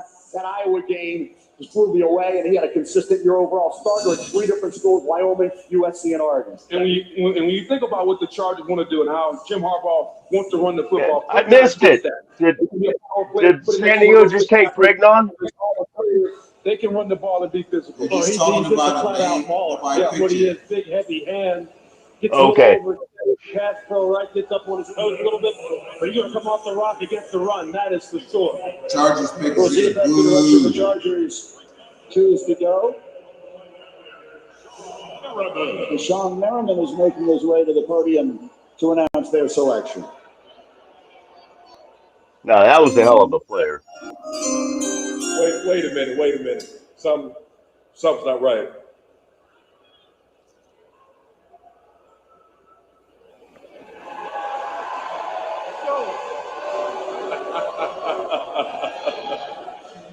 With the 63rd pick He did that in the dumb 2026 NFL Draft, holding up the Los time. Angeles Chargers select Jake Slaughter, guard, Florida. Oh, they moved him to guard. Damn. I told you. All SEC. You watch now, man. You watch. Guards are going to start flying off the board. Gators and have the highest total score of any of the centers at the combine. Yeah, very good player. The consistency that he played with at 6'5" was very impressive. 6'5", 303, 32 and a half arms. Was a pass blocker. Technique is sound. Footwork's very good. He's effective on combo block. I love the alertness of Jake Slaughter, a veteran player. He gets it. He can step in and play right away. This team needs that interior lineman. I thought Pregnon would be a good player. I like Slaughter. I thought it worked to be a third, fourth rounder. They gave me at the end of the second. So an interior lineman like Jake Slaughter. I know teams thought he could be a guy who could start right away as the center in the NFL. I really like the kid, Luke. Oh, he's got vice grip for hands. Look, Florida State is still having nightmares of what he did to their defensive line. Champions are on the clock. The Seahawks made the final pick of round 1. They'll make the final pick of round 2, and then we'll start round 3 here tonight as we continue live from Pittsburgh with the NFL Draft on ESPN. That's what I'm saying. Yeah. I think you know what it might be because guards get. Oh, that's nice. I think guards get paid more than centers do, so maybe they sign him as a guard to get him a little bit extra money. Maybe. But yeah, they said guard. Now actually, he was playing with center. So.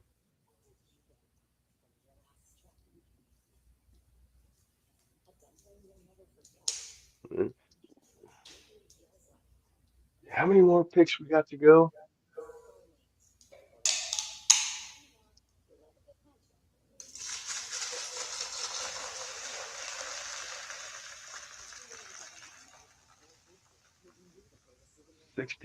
We're on 64, so we only got a couple more picks before we're up.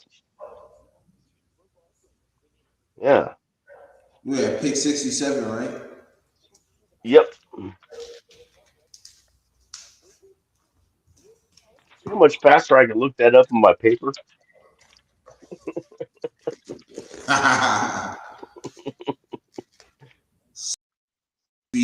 Speedy guns on the flip papers. Flip through the The fastest papers. mountain in Mexico.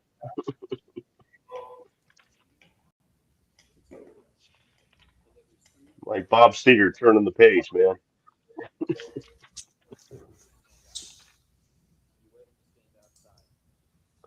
Frank said they just lined that guy up right in front of us. Yeah. Yep. God, that would be so sweet. They put him exactly. Exactly. Oh, he's It's talking our about job to beat whoever they put in front of us. Ain't that right, Frank? Our job is to beat whoever they put in front of us. Straight facts.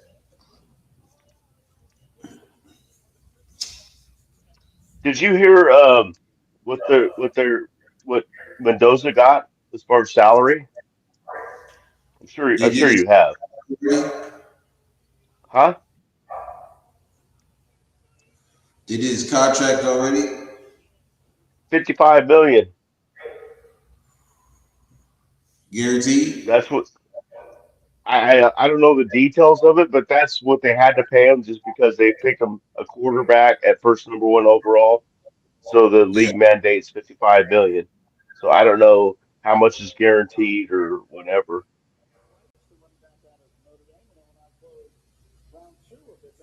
We'll check it out after this. I could let me see if I can look up anything on that. Hold on. We back on. First, let's wrap up round two with the Seahawks in their selection.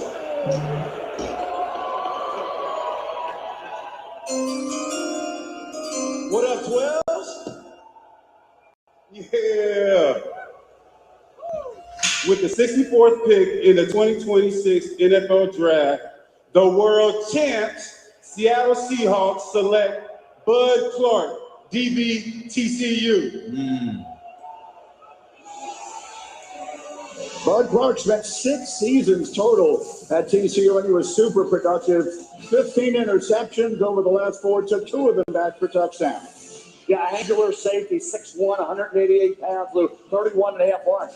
4'4", 140, I think got everybody's attention, that 38 vertical, but the 15 career receptions, the ball skills, gets a real good jump on the football and coverage. I love absolutely every single thing about this young man. Got to see him down there, at the Alamo Bowl. You see this play right here on this 7 route, running it down inside out. Those 15 career interceptions, they were all quality interceptions. Watch this one here. I believe he returned this one for a pick 6. Look how he jumps this route immediately, and he is out the gate. He will against the run. He can play the star, the money, the free safety. He's a day one starter out there in Seattle because he can play so many different positions. Mike McDonald will fit him in perfectly. All right, we will have round 3 of the NFL Draft coming away in just a moment from Pittsburgh, but first a special presentation, and for that, it's the voice of the NFL, Alan Roach. Ladies and gentlemen, salute to service represents the NFL's unwavering dedication to honoring, empowering, and connecting with our nation's service members, veterans. I can't play the music. Salute to all Right. the veterans. I got his contract information looked up. If What you is want to it? hear it. Okay, it's a 4-year, 54.56 million, fully guaranteed contract, which includes a $34.4 million signing bonus. So he's going to get that right off the bat, and then a $13.6 million average annual value, and of course the 5th-year option. And it says so this year he's basically costing us as far as the salary is 9.9. What? So what is he making again? My bad. Just say the first Uh, part. 54.56, and that goes to 57.3, and in parentheses it says various reports. I don't know what that means, but I thought but he it's was all gonna give him guaranteed. 100.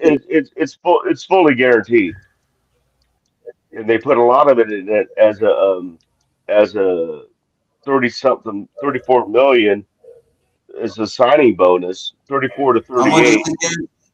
Hmm? How much guaranteed? All of it. The whole 50? Mm-hmm. Yeah, it's fully guaranteed with the 5th-year option as well. Well, of Oh, course, yeah, because he's he under getting that contract. payroll. He But they getting put that pay.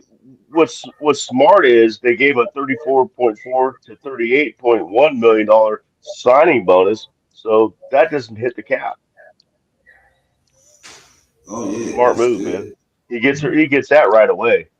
So, but yeah, the whole contract is fully guaranteed. Yeah, that's fine. That's definitely fine. Well, I'm just reading what I see in front Yeah, of me. but It says yeah, 2026 salary says is 9.9 million. 13 because they plus. did so much. They did so much in the signing bonus, so that brings down what he costs per year. Yeah, Frank said 13 plus a year. Yeah, it says right here in front of me, 9.9 million for 2026. That ain't bad. Because of the signing bonus, so that brings the value down. I mean, that brings what they owe him per year down because of the signing bonus. Right. You take 34 million off of 57, 54 million, it brings down what it is per year because he gets that up front, and that don't count on our salary cap. Comes out of Mark's pocket.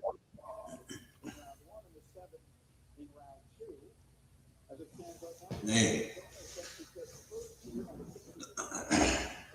All right, we back on. Cardinals pick is in. After we get through 96, which would be the conclusion of each team having 3 rounds of selections, we will have a total of 4 compensatory picks. So we'll have a total of 100 picks being made before we get done with tonight. The intrigue now is, are we going to get a quarterback coming off the board for the Arizona Cardinals? No Ty Simpson, he's an LA Ram. We haven't had a quarterback taken in round 2. Now we're at the top of round 3. Boy, quarterback goes to the Arizona Cardinals here. And if not here, then when? We have a few different quarterbacks whose names we are expecting perhaps to hear tonight. Let's find out. Arizona with the pick. Drew Allen With the 65th pick Okay. in the 2026 Let's see. NFL draft, Arizona Cardinals select Carson Beck, quarterback, Miami. Welcome, bro. They get the quarterback they wanted. Carson Beck, we talked so much about. There was a time we thought he might be the number 8. got a good There was a quarterback, time we feared he would never be able to throw a football again after having ligament surgery on his elbow. Resurrected the career at the U last year, and now here he is, the first pick of round 3. Carson Beck, I'll tell you, tremendously improved. He was at 72.4%. Maybe we can play the high percentage even at Georgia, but the fact that he wasn't greedy, he took the underneath, he took the check down. He let the receivers do their damage. He had a great running game with Mark Fletcher Jr. He had a heck of an offensive line in front of him. He won over the coaches and his teammates with his work ethic when he came there. Team first approach for a guy like Carson Beck. I like the ball placement this year. I like the touch on the deep throws. He got better from what we saw at Georgia. Remember, at one point in time at Georgia, he was playing like a first-round pick.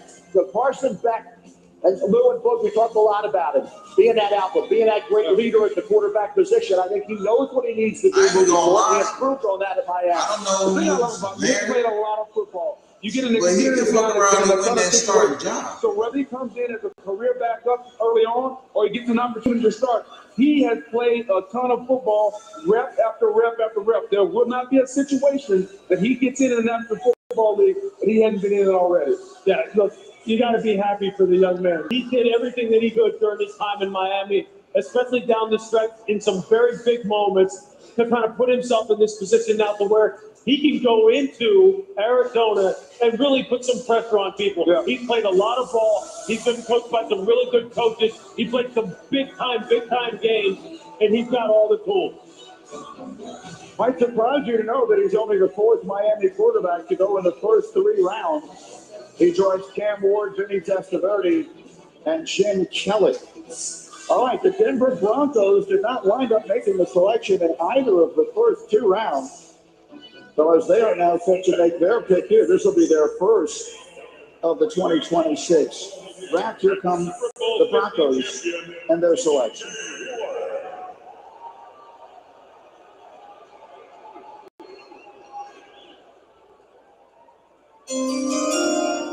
Bronco country, what's up? Yeah, let's go. NFC West champs. Boo. Hey, on behalf of Super Bowl Donkeys. champions and the Yeehaw. owners of football, the Penner family, with the 66th pick in the 2026 NFL Draft, the Denver Who cares? Broncos select Tyler Onyedon, D-tackle, Texas A&M. Let's go, Bronco country! Party's from Richmond, Texas. transferred after starting 21 games at Iowa State, had 2.5 sacks and a forced fumble in his one season with A&M. So you look at a couple games I saw, Notre Dame game, he was 7 tackles in that game. Against Missouri, 5 tackles, 2 were for loss. Against Texas, he had 3 tackles for loss and a sack. He's 6'3.5", 292 pounds with big hands and long arms. 34.5 arms, got a 32 vertical, gets off blocks, gets to the football. Hand usage was good. He's versatile. He makes his presence felt against the run and the pass. Good athleticism for his side. This is a nice fit. That's all it takes. It's a nice pick. You got to get a little stouter. He makes a lot of his plays with his length and his quickness. So can he become a little bit more stout in the run and get a little more technically sound as far as rushing the passer? This is a projection pick for down the road, but he's got some good measurables.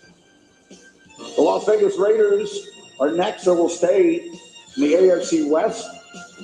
They took Fernando Mendoza to start this draft last night. They took Braden Stoops, a player Lewis loved, the safety earlier tonight in round number 2.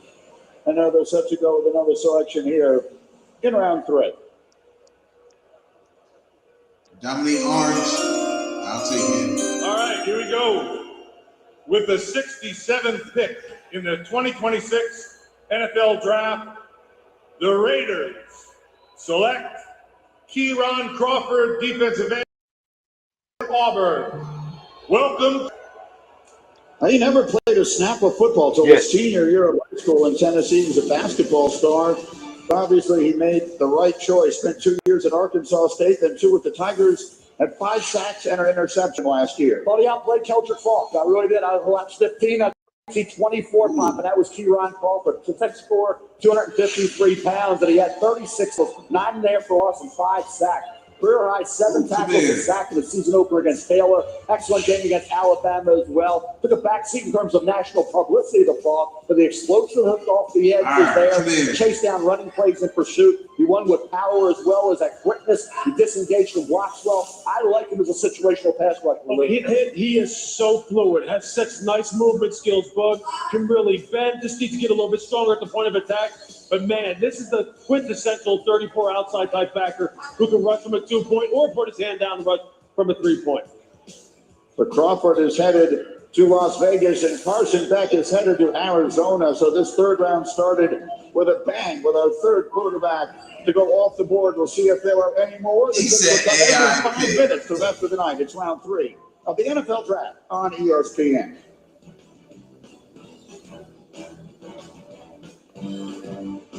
He said AI. You guys driving me. I think he looked pretty solid. His get off is crazy. I ain't even gonna lie. Like, you know, it's a great feeling. And sorry, 1 second. He's gonna be a force. Got to post on LinkedIn. And we got him in the third, top of the third. I mean, it's my first press conference as a pro. That's some burn. I need to give a quick update. I like that pick. I like that pick. I like that pick a lot. Sorry about that. You said it's weak? Nah, Frank. I got to disagree. The way he was moving, bro, he looked pretty good. Don't rush indulgence.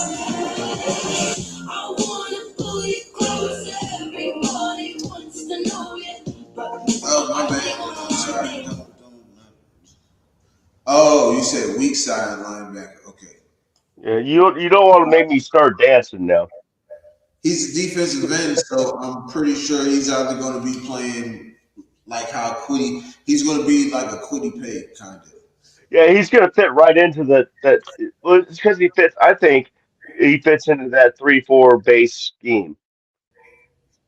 Right, outside rush linebacker, or he can play defensive end inside. Right, like they said, he play with his hand in the dirt or standing up. So. That's perfect for the 3-4 base defense. We getting versatile defensive players, y'all. We just got a player 4.5 over the secondary, and now we got a player who can play both hands in the dirt and playing on the outside, rushing and passing. So Rob Leonard is going. He got some. Look, Robbie Leonard got some guys, man. He gonna be able to work with now. And mind you, this is nobody's other defense. This is his defense, y'all. So I'm excited to see how he uses these guys.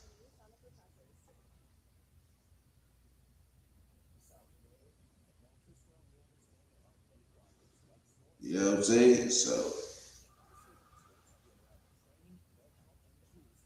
I like the pick. He said, I'm loving it like McDonald's. I know that's real, bro. I'm loving it. You watching the draft, cuz?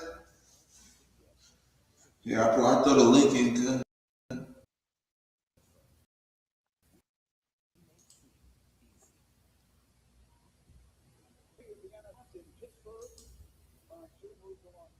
Man, I'm not liking this stuff I'm reading about him.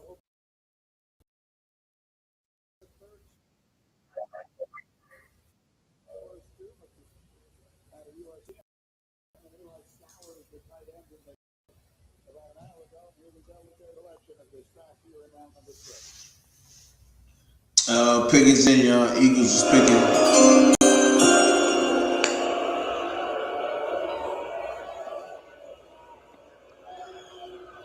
With the 68th pick of the 2026 NFL Draft, the Philadelphia Eagles select Markel Bell, tackle from Miami. Yeah. He's really Now, good Markel too. Bell is a On big the other man, side a of shade our over goal. 6'9", 346 pounds. Started 21 games at left tackle for the from Holmes Community College in Night. Mississippi. And really at that size, he can be absolutely dominant in the run game. At 6'9", 346 pounds, got to be more consistent in the run game though. In the past, he can lock you out. Almost 37-inch arms, but he doesn't always play that size, Mel. At 6'9", 346, you expect somebody to be more every single play. If he plays consistently good playing that size, Blocking in space this year. Yeah, your pad level is going to be a problem. You're 6'9" and change, and you're 300 pounds, but it's an expensive pad line to get around you. We got Josh? So it's going to be difficult. But again, Is that Josh how many just times joined do you us? find the offensive tackle? Well, we got this mayhem rally going. One hell of vote. Never mind, I recognize the voice. I know it's Josh now. Long arms on you, then you're right. He's just running dominant the run game, but he I'm has out to here in play beautiful low. Bullhead City, The Chicago Arizona, Bears loving this draft. Hey, Jones player. Jones. Yo, I forgot Braxton tonight. get took yet. That's still the need. Hey, And so here we go, Ardell. and the commissioner's Yo, up that's and a at good this one some right special there, bro. guests. That's a good one right I take Brazil. there. I didn't even Absolutely. know. I forgot all about Braxton. I would definitely take Braxton.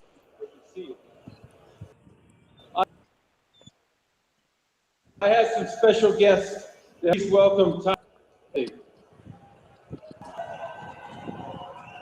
They're representing Friends of the Children, an incredible organization that focuses on the importance of mentorship and empowering youth. The NFL and the Bears were Friends of the Children as part of our Inspired Change initiative. Come on, Kylan Abby. and Timothy, it's time to announce it. With the 69th pick in the 2026 NFL Draft, the Chicago Bears select Sam Rogers. Boo.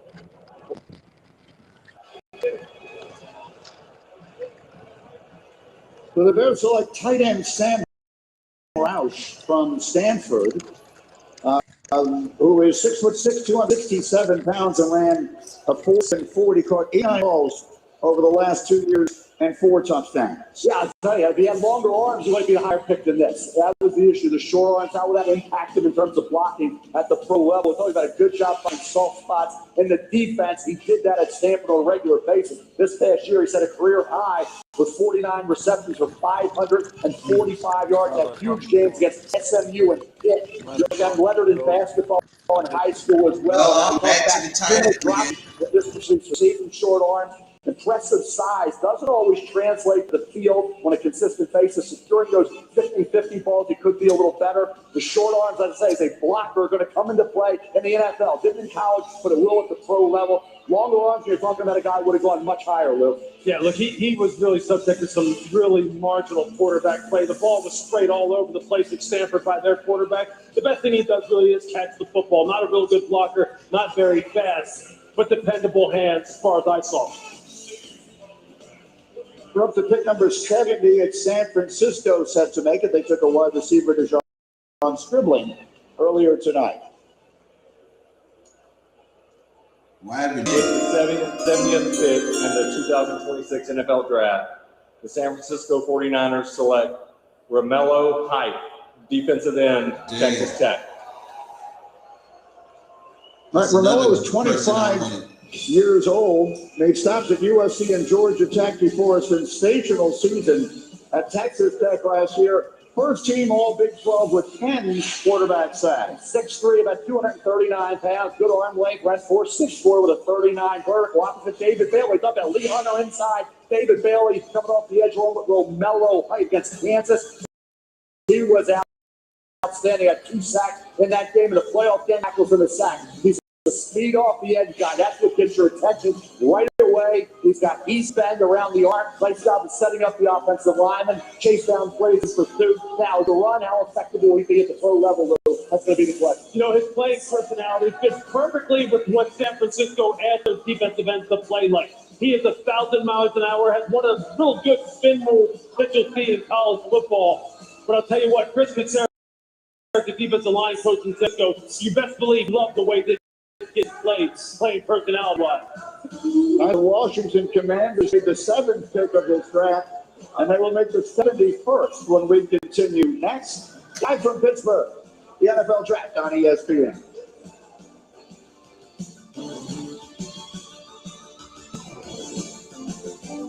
Can I get a Bud Light? Sorry, the bar's not open yet. Oh, it's not for me. It's for the bride. She said, can I get the clean, crisp taste of Bud Light? Her words, not mine. She wants 3. She wants more of those deviled eggs, too. Anything for the clean, crisp taste of Bud Light. We still got 7 more picks.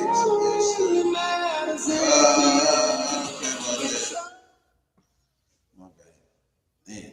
Man, Babe was mad. The GM drafted Ty Simpson. I think that's cat.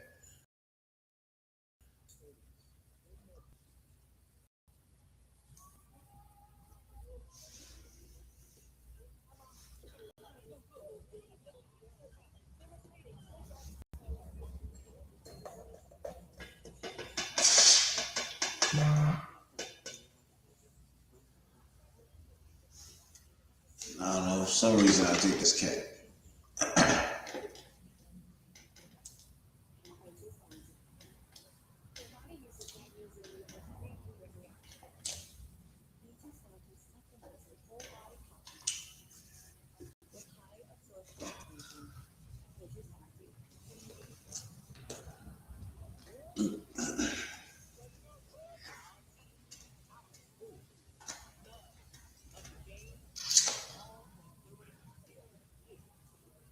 No, I think they good. Picked him right where they got him at. What they pick him at? 18? Yeah, that's good. He's a good quarterback, bro.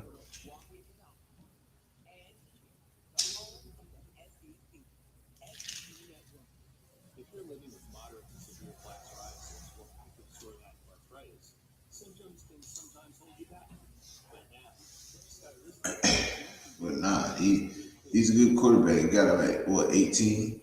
I think that's pretty good.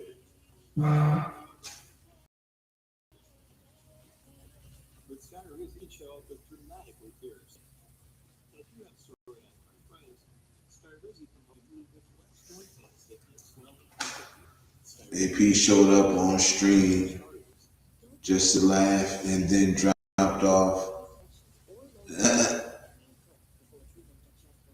Yeah, that's crazy.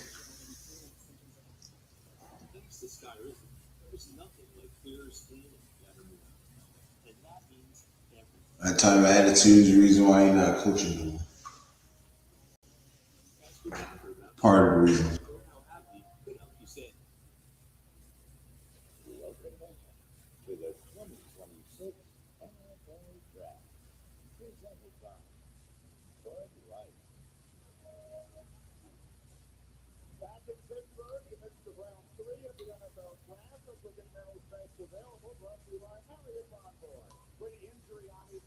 All right, back on, y'all. You see Zachariah Branch, speedster from Georgia. Now we get Caleb Spearman, and they're the left tackle out of Northwestern. Shorter arms than you prefer, pushes them down. He had a really good career at Northwestern for the Wildcats. So we'll say this: we have not had running back 3 selected yet. Both Notre Dame running back Jeremiah Love is already placed in the first. No running back in round 2. Mike Washington Jr., my third highest grade out of Arkansas. We'll see when they start to come forward. See if that's the direction they go. They haven't picked quite some time, but they're back. The Commanders with the next pick here. Hello, Pittsburgh. How are you tonight? First and foremost, to an amazing, amazing town, sports town and fans, Pittsburgh, thank you for being a great host of the 2026 draft. You guys are amazing. As much as I am into introducing our next pick, I want to say this first and foremost. Tomorrow, I get a great opportunity for you, Pittsburgh, to pass the torch to myself and my fellow crew in Washington, D.C. for next year's 2026-27 NFL Draft on the Mall in Washington, D.C. Washington, the sports capital.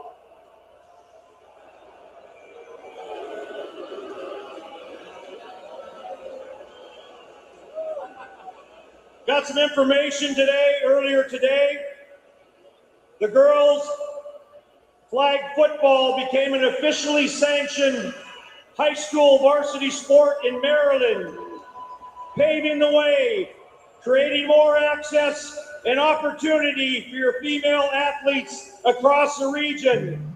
Thank you, Josh Harris and the Commander organization for making this possible.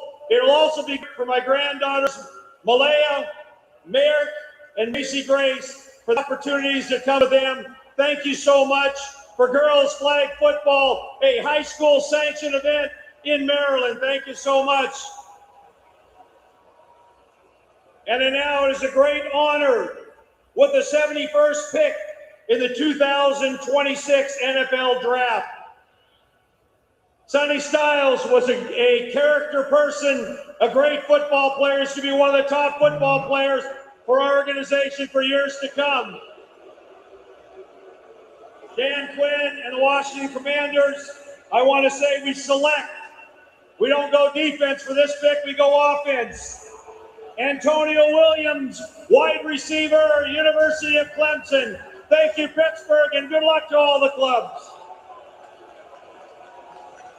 Antonio Williams, a super productive player for Davos Rainey, finished his career with 208 catches, 4th all-time in school history, and 21 touchdowns. Outstanding football player. I think the hamstring injury obviously held him back early. When he got to 100%, he was catching the ball on a regular basis, making plays, led the Tigers, even with the hamstring in this time, with 55 catches and 4 touchdowns. Yeah, talking about season highs, 10 catches, 142 yards. Talk about a slot receiver with a lot to offer.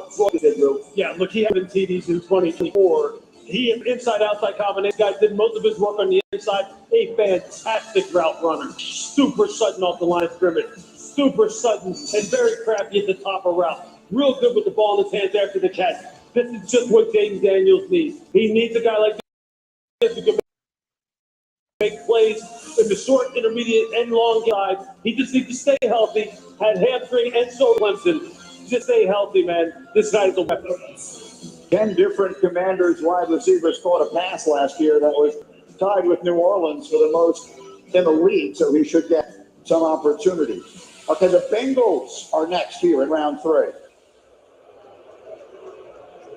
How is it that no running back has been selected since the first round? Cincinnati Bengals. I can't hear you. All I can hear is the TV. Bengals got Takario Davis. How is it that no running back has been selected except for Jeremiah Love and Jadarian Price? Jerry Price, yeah. And the only 2 running backs. Well, yeah, traditionally running backs don't go early, but yeah, I was kind of surprised Jaron Price got picked up in the first round, to be honest with you. But not that he's not good or worth it. But I yeah, would go and there's going to get be a run on those. There's going to be a run on those coming up for sure in the third round. During the third, during this round.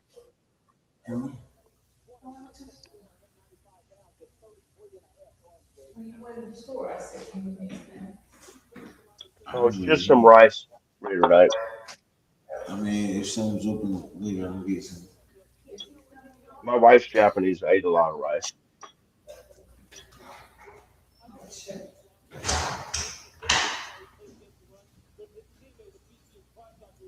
Cheesecake Factory. Oh my God, I've been there in years.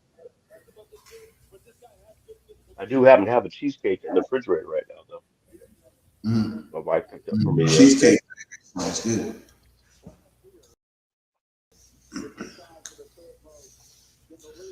Why did this shit for drafting Genty at 6, saying it was too early, but they say nothing about Love drafted at 3. Yeah, I know that's crazy. Can't you say it, but Love's a way better running back than Genty. Sorry if I hurt any feelings. So Saints grab Georgia tight end Oscar Delp.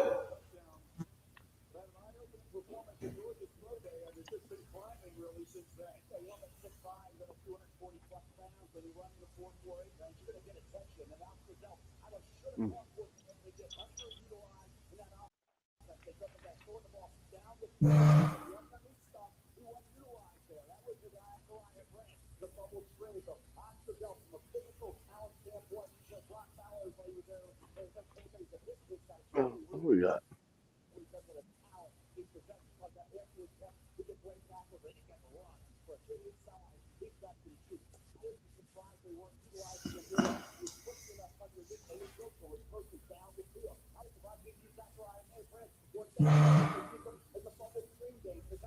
Jordan Tyson.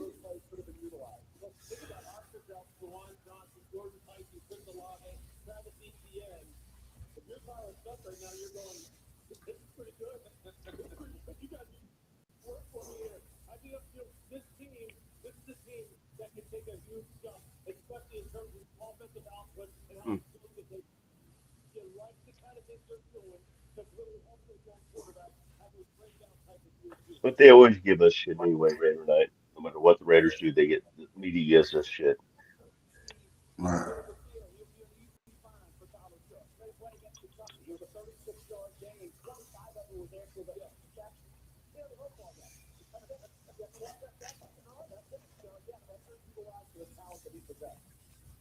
Giants pick is in. The New York Giants have moved into this spot, so here the 74th pick in the draft, and it'll be the Giants.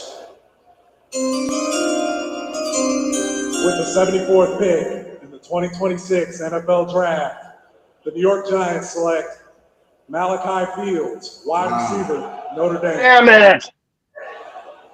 Damn it! Damn it! Damn it! Malachi Fields was a quarterback in high school in Charlottesville.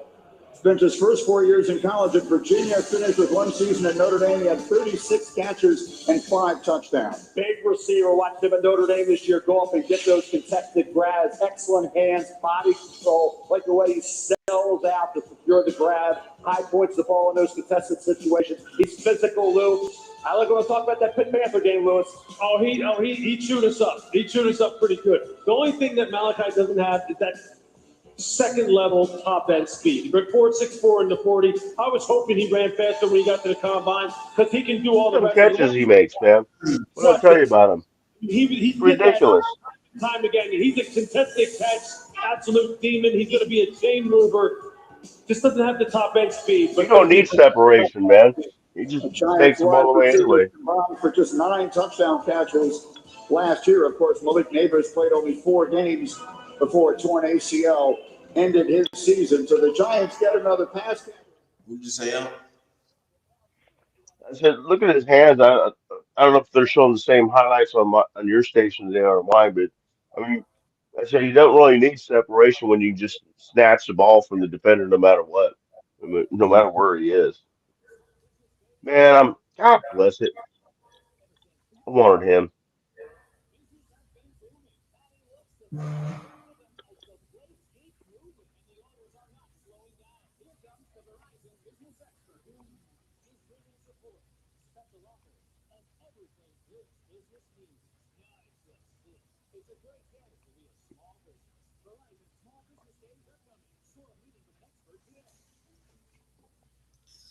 See, we're going to the playoffs.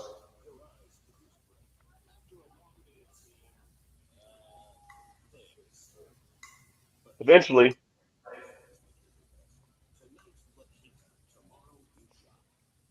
who knows, man? Maybe this year. Never know.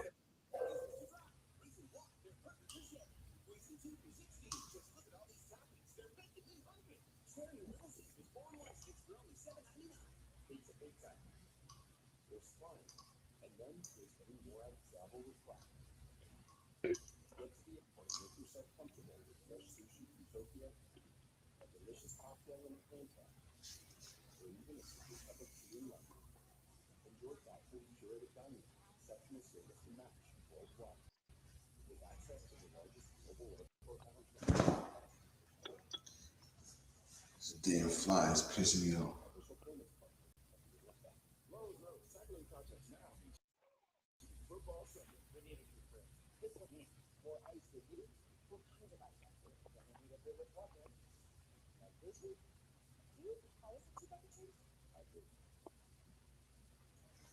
I'm telling you, man, if they cut out the commercials, the draft would already be over.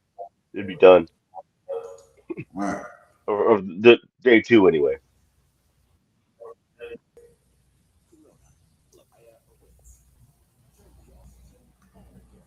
I swear it seems like there's like 5 minutes worth of commercials every time that they pick somebody.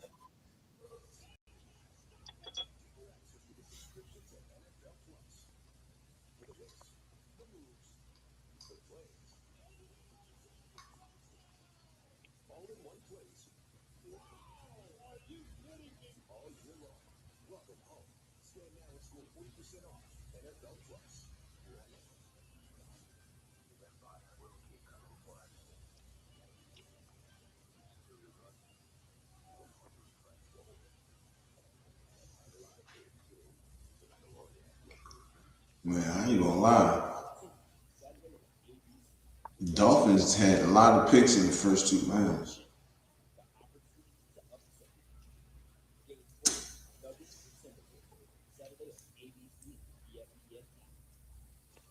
That's quite the statement there, Frank. I like that.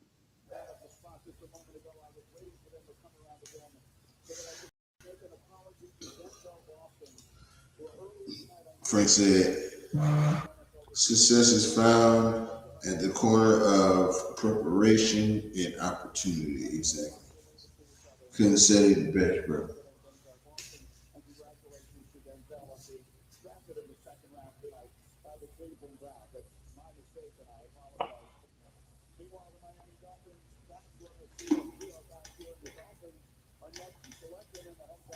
Meanwhile, the Dolphins pick is still in. Here we go. In the 2026 NFL Draft, the Miami Dolphins select Caleb Douglas, wide receiver, Texas Tech. Go Dolphins. Before tonight, Texas Tech had never had 4 players taken in the first 3 rounds. Caleb Douglas now makes it 5.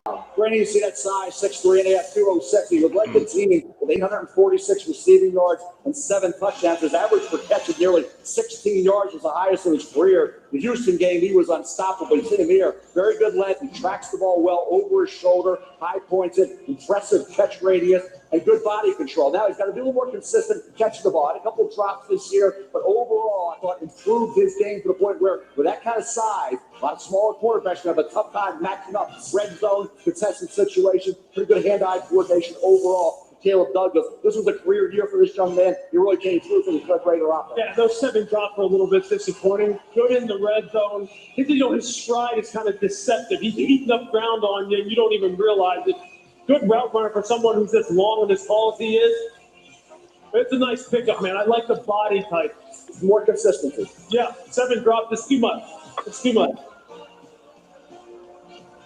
All right, you can hear the crowd getting loud behind us. It is because the Steelers are on the clock here. They've taken a tackle and a wide receiver, and now they are ready to go in round 3. Mel, what other areas of need might they address? Well, you look at the Steelers, Ray, we talked about the areas of concern going in. We're about getting that quarterback position figured out. Now, obviously, if Will Howard's going to be the guy moving forward as the young quarterback coach, we talked about wide receiver in the slot in the offensive guard position. They went out and got the offensive tackle. So for me right now, they I don't know what they're playing with Ken plays.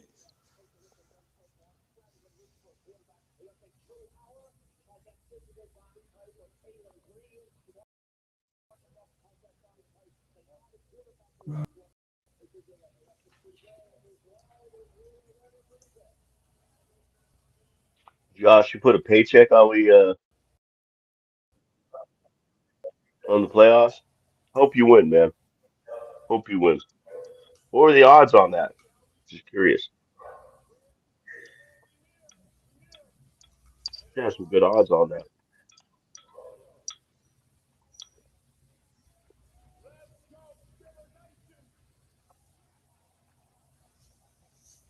The 76th pick in the 2026 NFL Draft. The Pittsburgh Steelers select Drew Allen, Penn State quarterback. There he goes. You called it. The next quarterback to go. Oh, there go you start. There go they started. Unless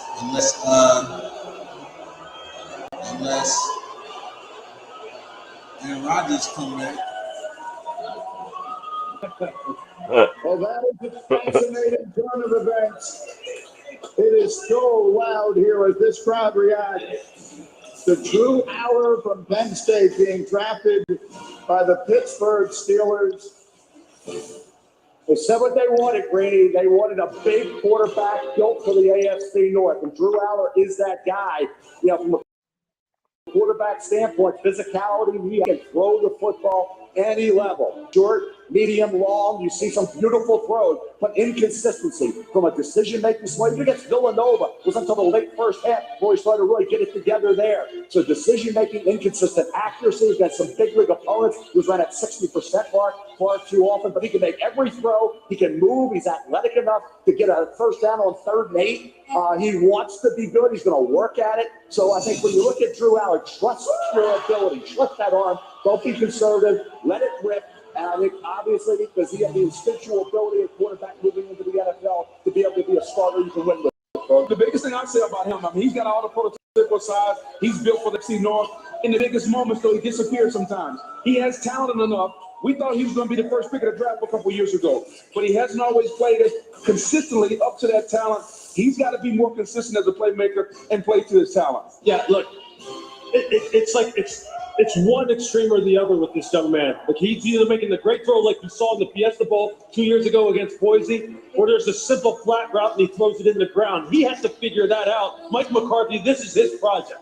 This is his project right here to see if he can iron out and even out that performance. Jeremy Bernard, the guy who's a wide receiver. Is he an outside guy? Is he a slot guy? He can decide that, go another receiver at some point. But certainly Drew Allen has the physical prowess they want. Shefty, get in here. Oh, Grady, as these Steelers await an answer from Aaron Rodgers, they went ahead and used the pick that they acquired from the Dallas Cowboys last year in the George Pickens trade on Drew Allen, a quarterback. And this will be an adjustment for Drew Allen and his family because his family are Brown season ticket holders. So the Brown season ticket holders, now they go to the Steelers game as the Steelers bring another young quarterback onto their roster to compete with Will Howard and Mason Rudolph. But Drew Allen will go to Pittsburgh from Penn State. He's the 19th Penn State player the Steelers have selected in their history. Most of any team. That group includes Hall of Famers Jack Ham and Franco Harris. From the Steelers, we go to the Packers. Pick and dance. I'm ready to some fat bread.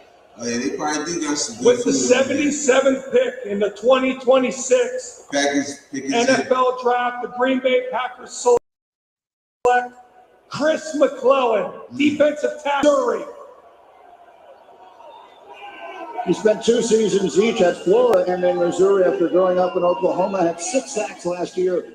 For the Tigers, it was named second team All-SEC. Good year for Missouri. 48 tackles, 8 for loss, 6 sacks. The attention getter with his is the ability to generate heat on a quarterback. He's got the rip, the club, the bull rush going loose. Are we at the end of the third?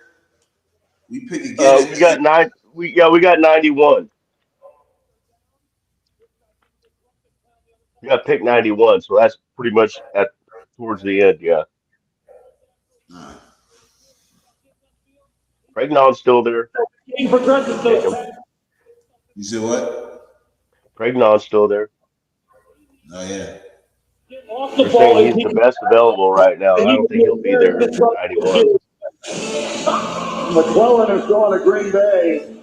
But the headline, we've had 2 quarterbacks selected here in round number 3. Carson Beck began the 3rd round going to Arizona, and just moments ago, Will Allen taking a short trip from State College to Pittsburgh, PA. We'll be back in just a moment.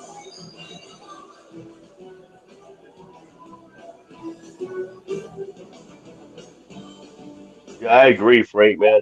And it's funny, we're getting to look into a lot of war rooms today. Tell me the Raiders don't have the most badass war room by far. I mean, they're all low tech. We're high tech. Yeah, you probably got some real good food over there. I bet you they do, man. And the sad thing is, I bet none of they're all so busy. Probably none of them even need it.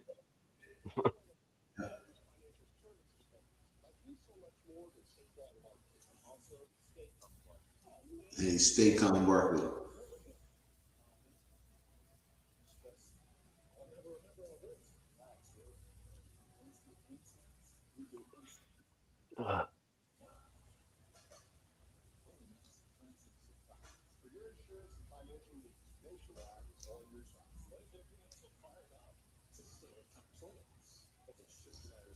Yeah, I can't wait to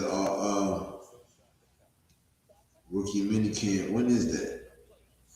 A couple days away. Rookie minicamp. Hold on, let me look it up. I got it back here.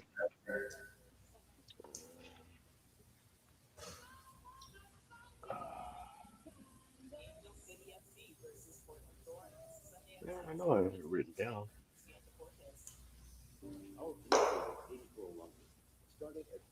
What the hell? Why isn't it there? It should be right there. I'll have to look it up.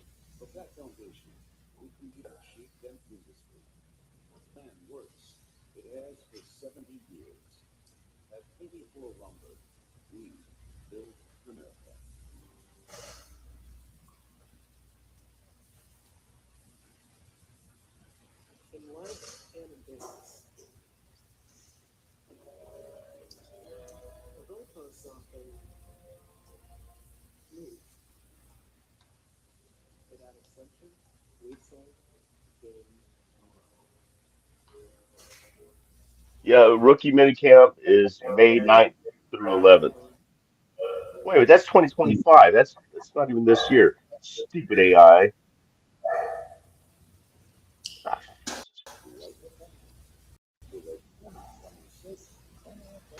when is Raiders 2026 rookie minicamp begin?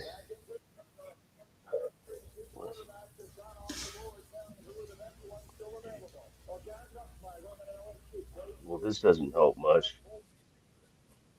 It's scheduled to take place on either May 1st through the 4th or May 8th through the 10th. And here comes I remember Mendoza saying earlier that minicamp is only in a few days, so it must be. I think it's the May 1st through 4th. Because Mendoza just said earlier that it's only a few days away. Right. Listen, there's a lot of negativity about the Indianapolis Colts. What you need to do to all that negativity is you crush it up, you put it into your palm, and you think to yourself, does any of this matter anymore? No. The future is the only thing that matters. The Colts are going to win the Super Bowl this year. Pat, shut the hell up and go on with the pick, man. Way better than you bum-ass Chargers fans down there. More shots fired. Team. I like the Colts more. 78th pick in the 2026 NFL Draft, live from Pittsburgh, Pennsylvania. The Indianapolis Colts select A.J. Halsey, DB out of LSU. Yeah. See the Super Bowl. That's one of the guys we both wanted, man. We both wanted him, yeah. Handed receptions in college at 3 different schools, and his last year at LSU, he was a first-team All-American.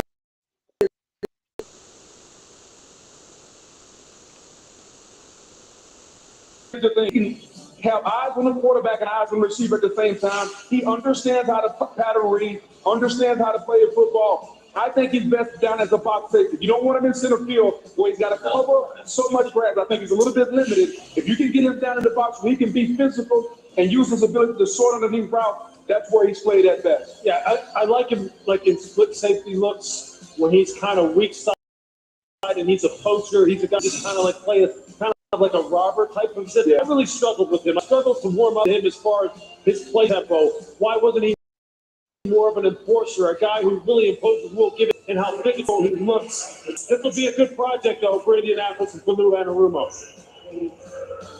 All right, I hear Michael Turner's name being announced. He will come out and announce the next selection for the Atlanta Falcons at number 79.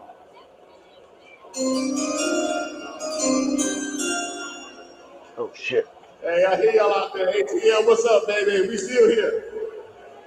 All right, we're going to keep this thing rolling. With the 79th pick in the 2026 NFL Draft, the Atlanta Falcons select, I guess we're going to keep it red and black. Zachariah Branch. Wow. Wide receiver. Damn it. Rise up, baby. I'm getting mad. And there's a moment that Zachariah Branch became an Atlanta Falcon. 81 catches, 6 touchdowns last year, and the operative word is fast. He was once clocked at 26 miles an hour on a treadmill sprint. He is explosive. I tell you, fun to watch. Zachariah Branch. Talk about bubble screen sensation. Talk about a return game with his punt return. He'll take it to the house. He did it as a kickoff returner as well as an 18-year-old true freshman at USC. This kid can fly. 4.35. I thought he might run into 4.2. He is explosive, running after the catch ability, able to create separation out of his release. Didn't always track the ball, body part a little bit, but he ran that gauntlet at the combine. He went through the physical drill exceptionally well. He works hard. He wants to be good. You see him here. You can utilize him in a lot of ways. Bubble screen for you after the catch. Break a tackle, and then he's gone. Okay, so the guy that can get down the field, they can utilize him that way in this Georgia offense. But certainly with the quickness, the explosions, the speed, I think his hands were good. I thought overall, Zachariah Branch played to the level of a late first round, early second round pick. Kickoff return ability, I got to believe the Atlanta Falcons have picked 79, got one of the best 35, 40 players in this draft. They've got to develop him as a receiver, as a guy who actually runs more routes than all the bubble screens and short stuff that he ran in Georgia. He only had one drop, you're right. But they've got to develop him further down the field and take advantage of all that athletic ability and speed that he has. Well, the Ravens get booed loudly here because they are the arch rival of the Steelers, but they picked 2 very good players in this draft, in Vega Ioane and Zion Young. Now let's find out who their 3rd pick will be right now. Hey, Pittsburgh, we still doing this? Y'all still hating on the player, huh? Don't hate the player, hate the game. Hey, but I like Pittsburgh. Every time I've been to Pittsburgh and played in y'all stadium, I'm 2-0. Over 100 yards in the game, 2 touchdowns. And y'all really gonna feel the love when my Ravens take their rightful spot as the kings of the AFC North. I got my mental with me in case y'all got problems.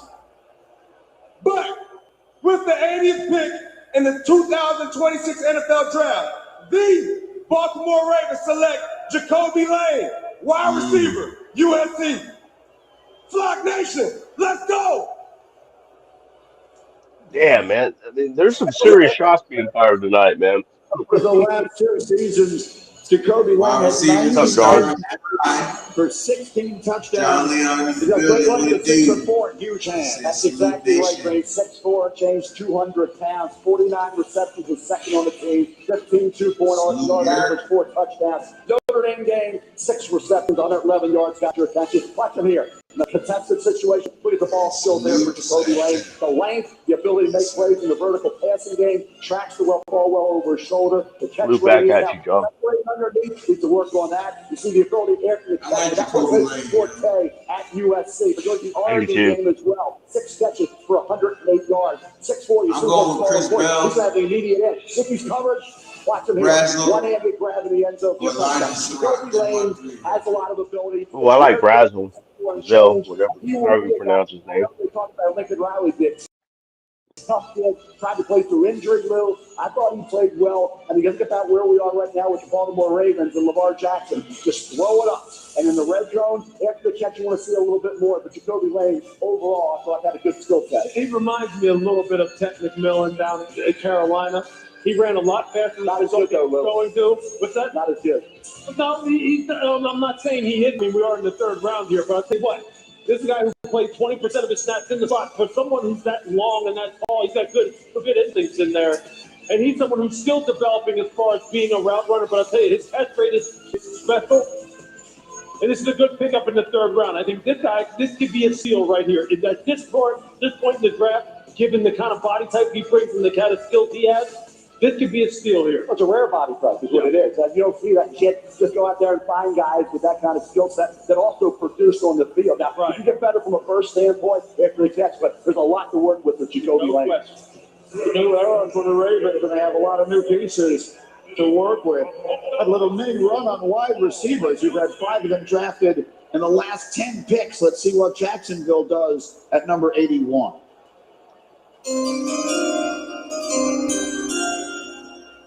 With the 81st pick in the 2026 NFL Draft, the Jacksonville Jaguars select Albert Regis, defensive tackle, Texas. Albert Regis, 2-year starter, run stuffer in the middle of that outstanding Aggies defensive line, 6'1", 295 at the combine. Exactly. We'll go ahead. He's a little bit smaller of a defensive tackle at 6'1", 293 or 295. He's got shorter arms. He's a guy who needs to stay on the move. When he's got some called run stunts, some he stunts, some EP stunts, he's really at his best. He'll stand in there and try and hold against double team. And he needs to win with them quick, like you saw right there. The double team was coming. He swims it, gets off the block. He'll pursue up and down the line of scrimmage, pass rush. He's not a guy that can really get on your edge and win with a wide variety of moves. But I think here in the 3rd round, if you use him correctly, he'll give you some production. No doubt. He's the guy that needs to be on the edge, needs to get upfield. He's not going to hold double teams. He's not going to 2-gap. He's a 1-gap penetrating type player. He needs to play on the edge and use his quickness. That's his best attribute. 2 of his best games this year were against Notre Dame and Miami. He really stepped up in those games, played with pretty good leverage in those games, moved well laterally. Whatever. There's a little bit to work with there as well with Albert Regis, and he tested pretty good overall. All right, there's been a lot.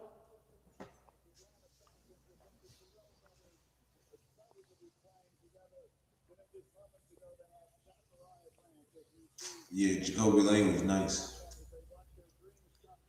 Joanne said, what do you guys think about our picks today? They good so far?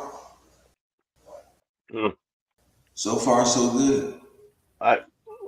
In my opinion, there was other players I'd rather got for both picks. That's just my opinion.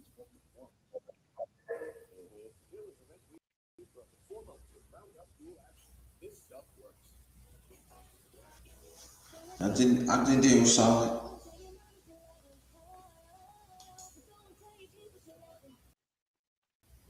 You see, no. Like our DMs. Nah, facts.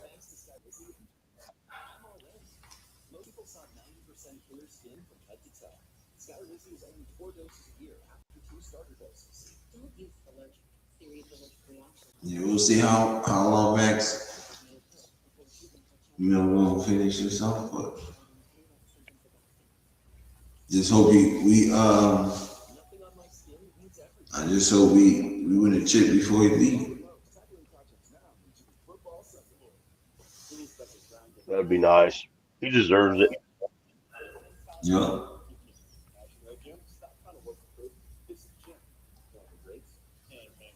Right now, I think he'd be happy with a playoff win for now. Yeah, I know, right? Get in the playoffs and get a win.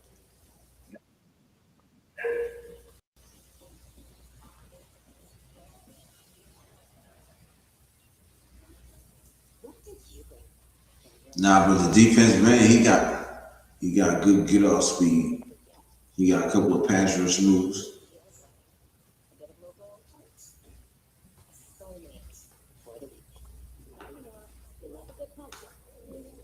I really like the Trayden Stoops pick.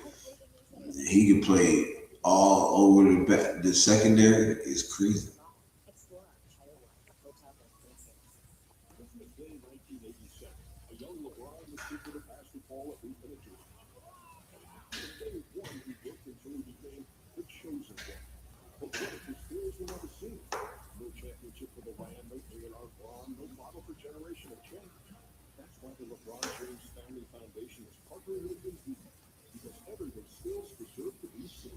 But yeah, we be all right.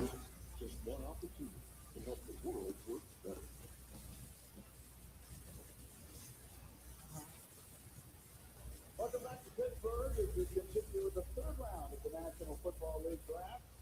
It's a busy round here. We've got two quarterbacks selected. Last week, Carson Beck and Amy Fowler. The Minnesota Vikings selected. John Leon said,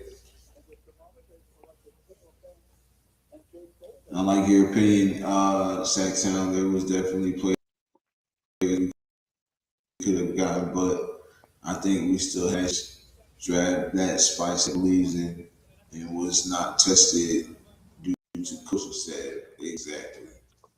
That's a good point, man. And I agree with you on that. I agree with you on that. And I agree that the fact that I don't know Jack compared to what these Raiders Spytech and Kubiak know.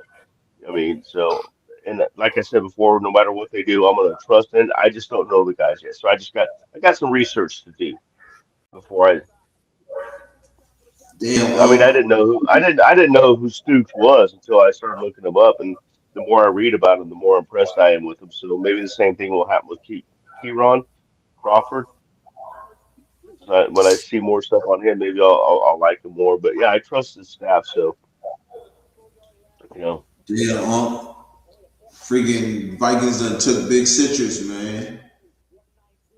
Vikings took. God bless it, Oh man. man. You still got 10.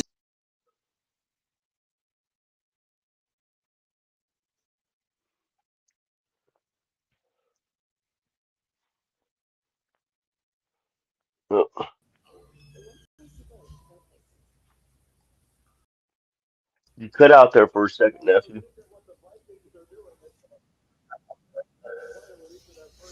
I said it's still some good defensive tackles out there. Yeah. Panthers pick is in. Are on the clock now, and they're ready with their selection.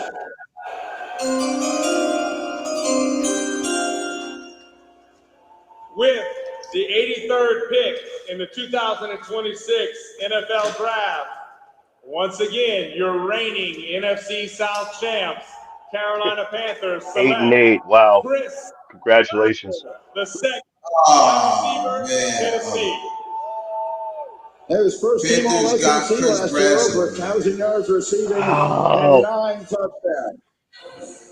Everybody's going. I'll tell you what, talked about is that maybe a first round pick, Lou, not that long ago, right? 6'4", ran 4.37. You watch him here, talk about ability. He's got it. He showed with the Tulane Green Wave what he could do. He goes to Tennessee. They say, well, I ain't gonna lie, that's dangerous right there.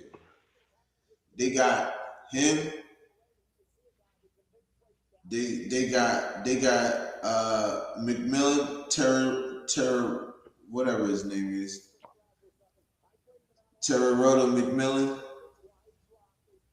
Chris Brazel, and Jimmy Horn Jr. is going to be. That's a crazy combo right there. Oh, no Wide doubt, receiver man. combo. Panthers are building the I ain't team, going. man. Panthers are building the team. Yeah. If you can get the football to him. Oh, look, he's more than just a vertical threat. This guy can run every route. He can make contested catches. I didn't see him get jammed up not one time at the line of scrimmage. He made DBs look silly. This dude is loaded with talent right now. Look, there may be reasons why he dropped here to the third, but it is not the way he plays the game. The guy can play the game. If I'm a corner and I'm lining up against Chris Brazel, I'm going, hey, look, my technique better be right, and I better be locked in, or he will make you look silly.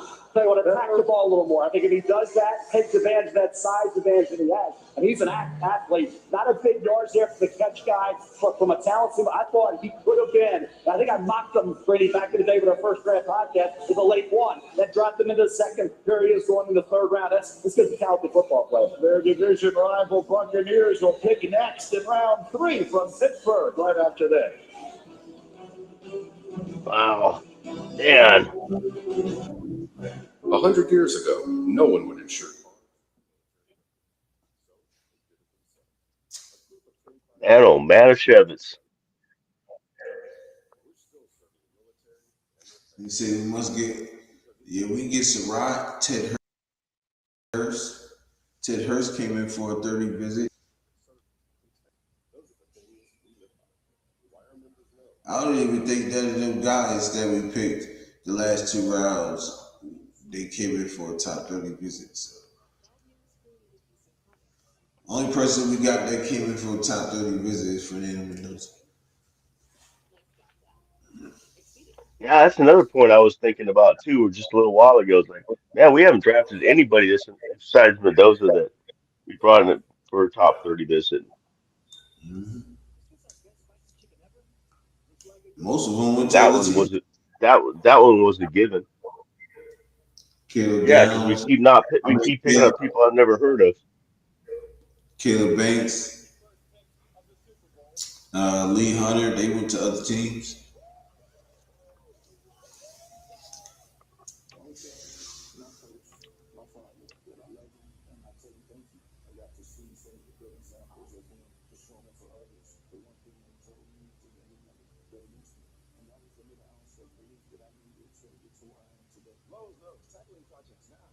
Well, we got pick 84, so we got like 7 more picks to go still.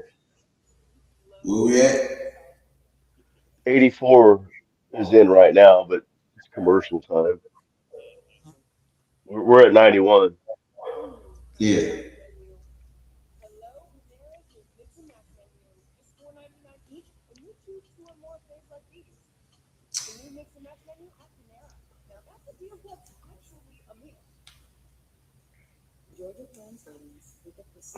While it's commercial break, I'm going to take a bathroom window break.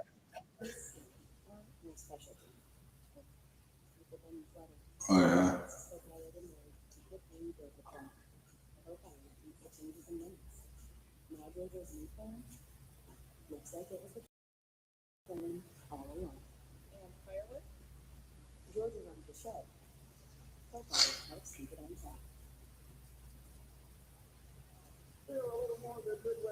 Bucks pick is in, y'all. Pittsburgh, the Tampa Bay Buccaneers are next up on the clock here at pick number 84, and their selection is in. One of their legends making his way across the stage to announce their pick.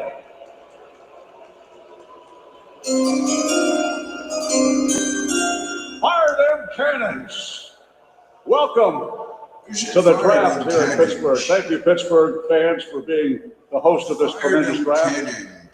I'd like to thank the late Malcolm Glazer and the Glazer family for providing me with the opportunity to broadcast not just 1, but 2 Super Bowl championships. Super Bowl 37, Super Bowl 55. And to all Buccaneer fans worldwide, touchdown Tampa Bay. Speaking of touchdowns, Tampa Bay, with the 84th pick in the 2026 NFL Draft, the Tampa Bay Buccaneers select Ted Hurst, wide receiver, Georgia State. Go Bucs! Ted Hurst is big, just a fraction under 6'4". Last 2 years at Georgia State, he caught 127 balls for just under 2,000 yards and 15 touchdowns. Yeah, level 6'4", 210 pounds, 4.4 in the 40. This is a horsepower pick. You may not have heard of the name Ted Hurst, but if you ask any DB at the Senior Bowl, they've heard of Ted Hurst. He showed up and showed out. And on a year when you lose Mike Evans to the San Francisco 49ers, Jason Wright goes out and gets a Mike Evans type guy, a guy that can go up and win the 50-50 ball. He can win contested catches. His route running needs to be redefined.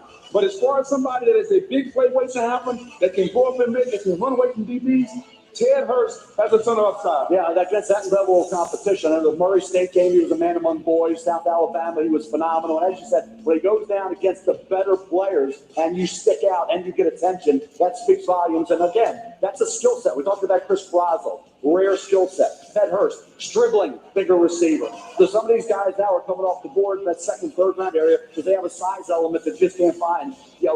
In these rounds, when you get to that third round area, normally guys like this are gone. Brazil second should have been really a higher pick. Look, from an athletic standpoint, for sure. And look, Ted at almost 6'4". The thing was, this dude could accelerate now after the catch, like the guy who's 5'11". A lot of great skill. It's gotten loud again in here. The hometown Steelers will select next. They've been busy. They shook this place up by taking Drew Allen about an hour ago, quarterback out of Penn State. The terrible towels are out. And one of the stars is back on the stage.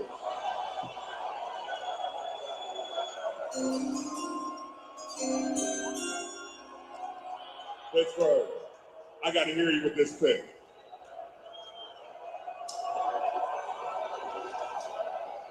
With the 85th pick in the 2026 NFL Draft, the 6-time Super Bowl winners, soon to be 7. The Pittsburgh Steelers select Dalen Everett, defensive back, Georgia. Dalen Everett, super productive in 4 seasons. At Georgia, finished with 5 interceptions. First team All-SEC last year. And he's got great speed. Ran 4.38 Lewis at the combine. He's got tremendous physical skill. There's no question about that. At 6'1", almost 200 pounds, 37 vert, 10 core broad jump. Look, he's just one of these guys who, when he's up at the line of scrimmage now, this is where he's at his best. I think that's where he locks in the most. And that's where he can then play some good aggressive press man coverage, showed some zone instincts. Georgia likes to play that split safety cover 4 type of look, and he showed that. But I'll tell you, against Auburn week 7, against Ole Miss in the playoffs, they really worked him over pretty good now. And I didn't like his competitive profile as far as how he was responding to it. He just couldn't seem to be able to lock in and kind of have good route recognition, play with good feet, good closing quickness. But look, when you're drafting here in the 3rd round, and you're drafting guys who are almost 6'2", 200 pounds and front 4'3", there are going to be some things you're going to need to work with. There's some things they need to work on with him. See Mike McCarthy there, the new coach of the Steelers in the 4th round, cheering along. As the Steelers, as you see, have had an active draft, and they still have another pick coming up before we finish tonight. Their arch rival Cleveland Browns have also had quite a few selections, and here comes their next.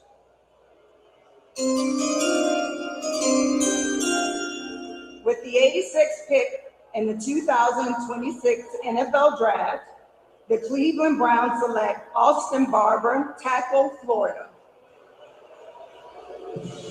Now, Austin Barber was a basketball player in high school, and he sort of looks at 6'7". Started 39 games for the Gators, most of them at left tackle, but did play some on the right side as well. Exactly. He'll have playing 12 games in 2025 after being guy that was stationed at left tackle in every game. He was available since the start of the 2023 season. So that durability, knowing what you have out there, played football and baseball and basketball in high school. So he has enough athleticism. Run blocking, he got movement on the drive blocks. showed the ability to effectively pull and wall off opponents. Pass protection, the lateral agility got my attention. Active, powerful hands. He will lose out, though, to power. And I think that's the issue with Austin Barber moving forward. Power will beat him. That's an element they've got to deal with on a better basis, more effective basis. And you saw that show up when they played against Miami. Ruben Payne got into him pretty good because he is almost 6'7".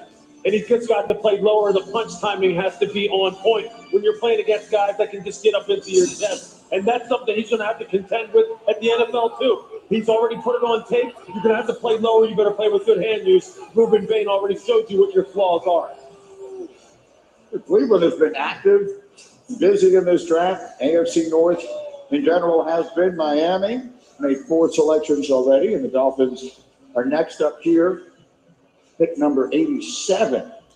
You know, Dolphins And they're ready to go. Draft picks, yo. With the 87th pick in the 2026 NFL Draft, Miami Dolphins select Will Kazmarek, tight end, Ohio State. 15 catches, 2 touchdowns last year, sort of a throwback tight end. Great blocker in the run game at 261 pounds. Got a lot of those. You got the H-backs, you got the inline guys, you got a lot of combinations. He's got that 23 with a pretty good grade. Kazmarek came from Ohio to Ohio State. Limited pass-catching upside, not real elusive. Let the ball get into his body at times. What he is, we know what he is. He's a blocker. That's what he does. Like against Michigan, he was outstanding in that regard. Talk about a guy who really gets after it, plus blocker, both at the backfield and in line, sustains, can do a good job on the second level. He was pretty short-handed. When the ball was thrown to him, he usually caught it, runs hard after the catch, but he's limited in the pass receiving game. But as a blocker, Will Kazmarek is one of the best in this draft. Quite a few tight ends that have been taken here. Quite a few stars from Ohio State. 8 tight ends to be exact in the first 3 rounds. That's the 4th time that's happened in the common draft area. We're up to pick number 88. Jaguars are on the clock. Hometown Steelers still have another before we wrap up round 3 of the NFL.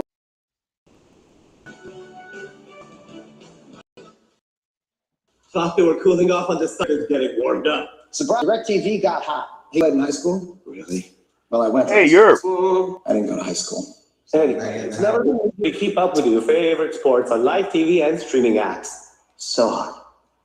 Wait, there's no ice in yours. Why would I ruin a perfectly good band? Yurp.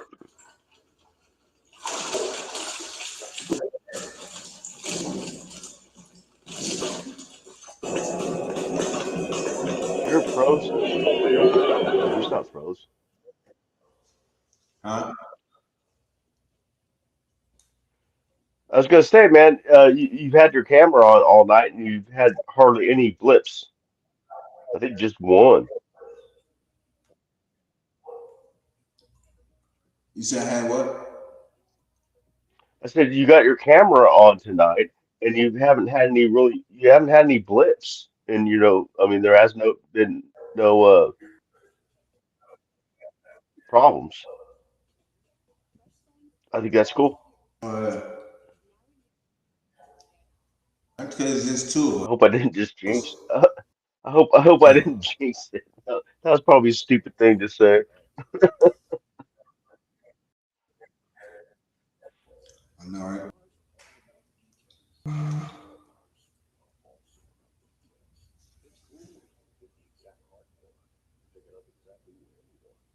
And we're getting close here. Getting close.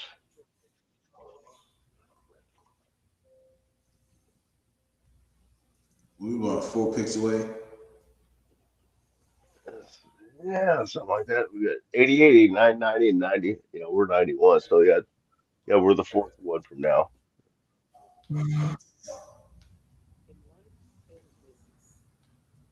I had to go jinx it.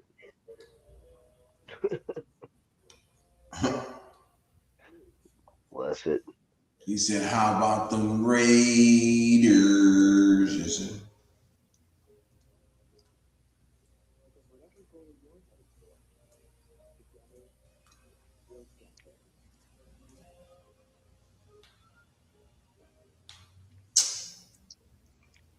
These commercials, man. Listen.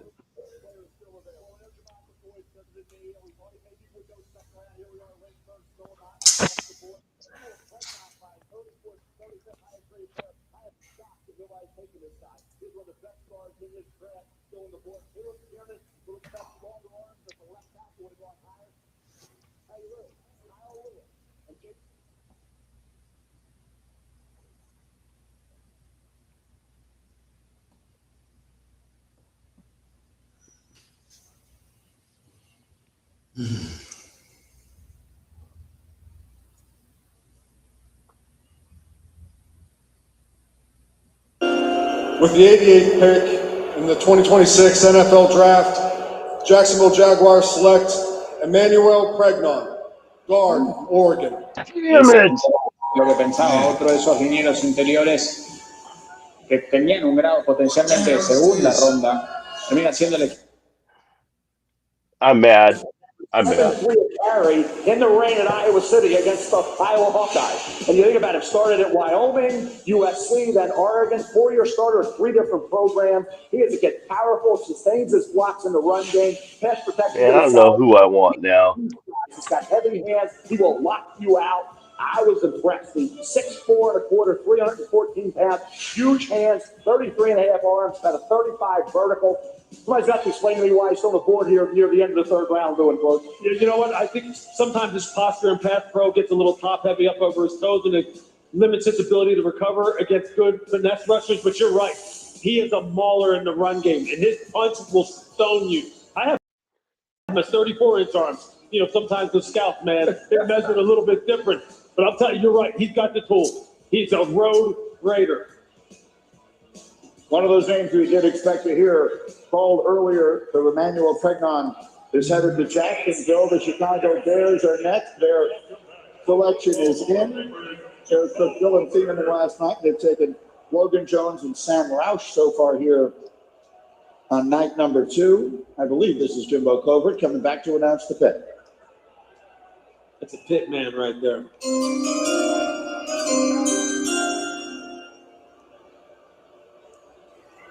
Okay, Chicago.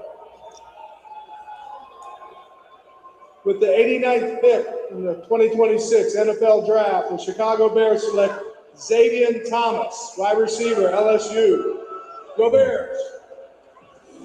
Xavier Thomas, and with that pick, we have a record of sorts. He's the 24th pass catcher drafted. That's the most through 3 rounds in the common draft era. Fast kid. He can flat out fly. He can run on end arounds, reverses. He can do all that. Has experience both returning punts and kickoffs. Had a touchdown on a punt return. Returned 2 kickoffs for touchdown. Good run after the catch ability. That's what Xavier Thomas. He was second on the team this year. The receptions was 41. Had 4 touchdown grabs. Yeah, he also threw 3 passes. Completed 2 or 3 passes against Vanderbilt. He was outstanding. That was a career game for him overall. I think if you look at Xavier Thomas, that speed is rare. You see him here after the catch, turn it up field, take a hit, and just keep on going. And once he gets in the open field, he is off to the races. Nobody's going to catch Xavier Thomas. From a speed standpoint, he's got rare skill set there. A little consistency. He's catching the football. Keep working on it. In and out of your cuts. First out of your break. Maximize that speed element. And Xavier Kind of reminds me of Hunter Renfrow the way he's running his And I think routes. he projects more of the slot inside because he can handle the physicality. So what up? I said that last guy they just picked looked his highlights. I don't know if we're seeing the same highlights, but it looked a lot like Hunter Renfrow, the routes he ran. You know, as far as like double setting the cornerback and making the move and going in. Reminded me a lot of Hunter.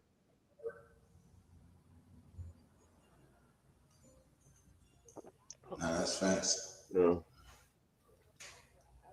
The San Francisco 49ers select Who gives a shit? Kalon Black, 1 and 1. Damn. Wow. Well, the Of course. Only the third running back off the board. A year ago at this time, through 90 picks, we had twice as many with 6 now, but Kalon Black is the third. JMU, Indiana, with Kurt Signetti, right? And it's like 14 of those kids that came from JMU, and they deserve a lot of credit for what they accomplished at Indiana. And he was a key guy with Roman Hemby, who transferred in from Maryland. And you look at what Kalen Black did this year, over 1,000 yards, average 5.6 a carry. He attacks the line of scrimmage, runs hard. Talk about a guy in the Futures 3 playoff games with the 241 yards, average 5.5 a carry with 3 touchdowns. Excels at picking up yards after contact. The drive, the contact balance, exceptional. Limited as a pass catching option. He's got to work on that aspect of his game. I was surprised he wasn't invited to the combine, Lou. Yeah, I think if a number 2 back, this kid will get the job done. He'll embarrass you. If you do not play with leverage against him, once he gets to the second level, he will flat out embarrass you. Only 4 receptions this year. You're right. I mean, he's one of those guys. Him and Hemby were a heck of a combination. They put a lot of defenses to shame with just how tough they are and how they run the football. Fits perfectly in San Francisco. Pick number 91 is next. The Las Vegas Raiders will make it. This 49er fan has something terrific going on. That's a Iron Man had in Pittsburgh. Round number 3 of the NFL draft. Yeah, what are the Raiders doing, man? They only got like less than 2 minutes left on the clock. They ain't made a pick yet. Wonder what's going on there. They might be up to something. Eating M&Ms? You said what up? The Raiders are actually using their clock. It makes me think they might be up to something. Oh, nope. Okay, they made a pick. All right.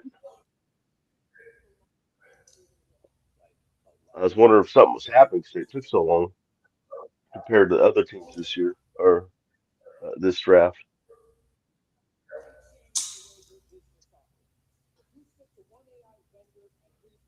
Yeah, team needs everything.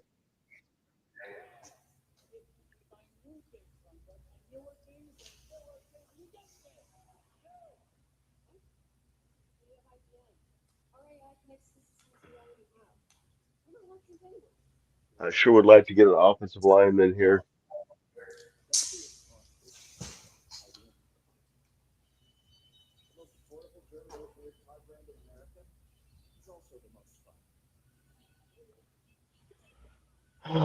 Commercials.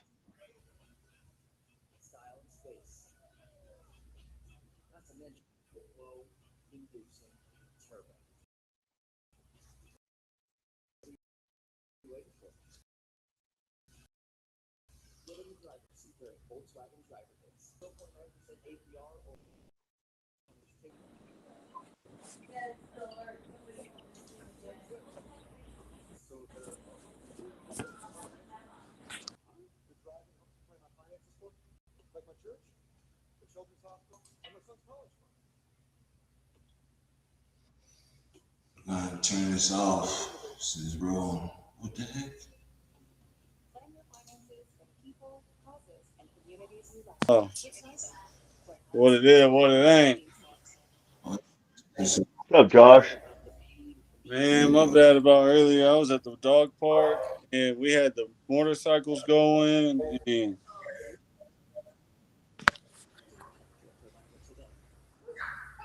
So they got motorcycles at dog parks now, huh? well, it shares the same parking lot, I guess. It's the community park. One part is bike week or whatever.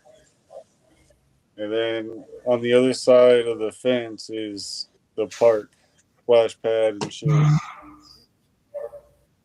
But hey, we know we know how we feel about these Niner fans. But I have to have a big shout out to my wife. She graduated her little thing today.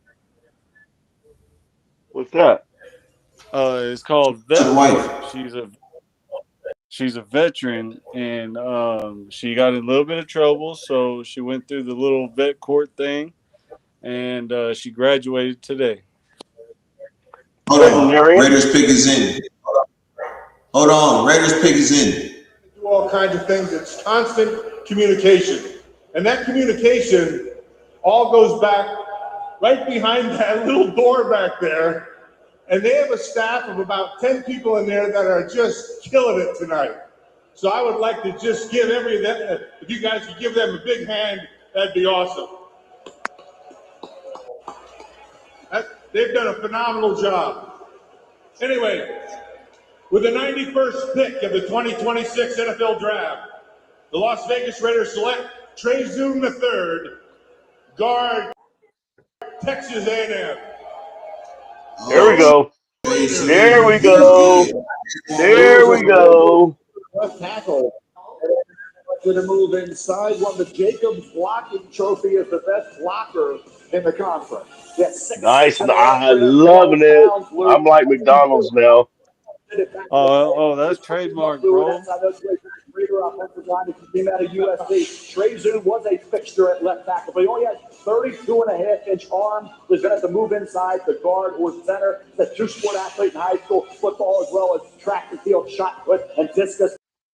Texas A&M did a good job pulling, get to this overall. They listed him as a center too. He's a guard though. With his hand placement, can he be a center? He can't be a guard. I think ultimately that's where he winds up. He played some center against Missouri this past year, and he looked really best at that position. The further removed from the interior offensive line he gets, the more he gets exposed. Although he played one of his best games this season against Ruben Bain in the playoff, which was surprising to me. And who had Todd most far, by the way? The Raiders. They had a 6'7" liner. USC was the tackle. Moved inside. Trey Zoon, the exact same thing. So, again, this Raider team, Jim Otto, Dave Darby, Todd most far, Barrett Roberts, they've had centers. They've been noted for that going way back. Here come the Cowboys and a couple of Hall of Famers. Football Hall of Famer from Allen, Okay, here's the graduate. And they show him playing tackle too. They show him playing left tackle. Here's the graduate. Congratulations. Niners! Congrats. Congratulations. Congratulations. And then here's the new addition to.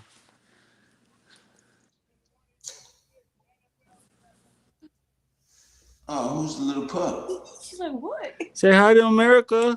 Hi. That is Coco.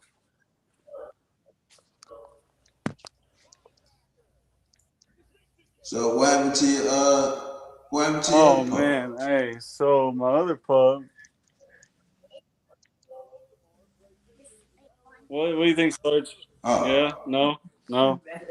Sarge not happy. I ain't even see it. That motherfucker blended in, goddamn. Oh, my Sarge is not happy. Come on. What do you think about Coco? What do you think about Coco? Oh, what do you think about Coco? Look, this is what she thinks. Watch this. Come on. What do you think? No? Why? No? Why would you do that to her? No? Coco, are you seriously gonna bite her? Yeah. Stay here. Yeah, Sarge Sarge not having it. Well, when I got back though last night or this morning, she gave me a black eye. Sarge did with her forehead. You've been playing around. I wasn't. I picked her up and she went retarded. I haven't seen her in damn near a month.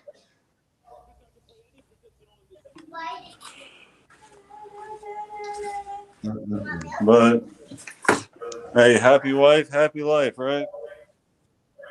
Damn right. That's what they say. Hey, look, I make the money and she just spends it. That's how it works. Yo, how many picks is it? What's the last pick? 92? Let's see, 32 and 32 is what? 96.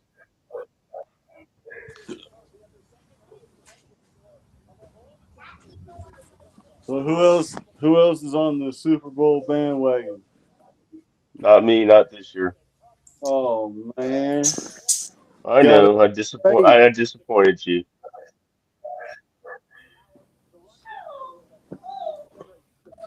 You know, like Limp Bizkit say, you gotta have faith, man.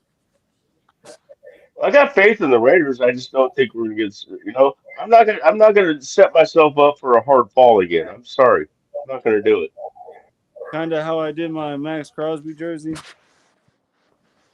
Well, you're always burning some Raider jersey. Hey, It ain't a bad thing when you can just, go in the closet and just grab out some Raiders or Dodgers gear. Hey, check this out. I got this last night. My Romanowski jersey. Yeah, I was looking at that. That's awesome. Big I Romo. got to I got to I got to meet him last night, and he signed it for me.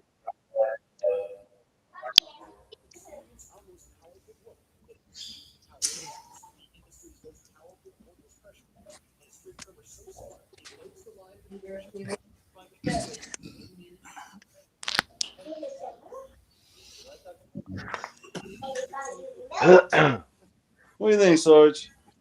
Yeah. Yeah, she's not too happy or thrilled.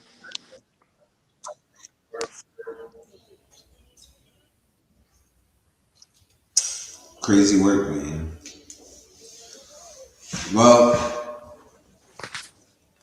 let's talk about these Yeah, picks, let's dog. run it up. Run it up.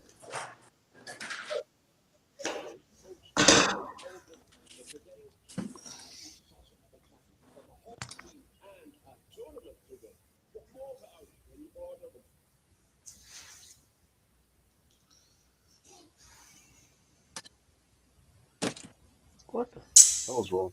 I like Oh that God. DE linebacker dude that we got. Matt.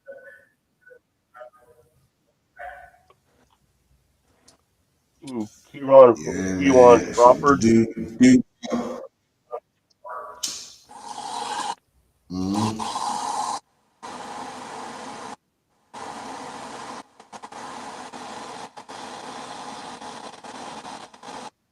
Bro, what do you do?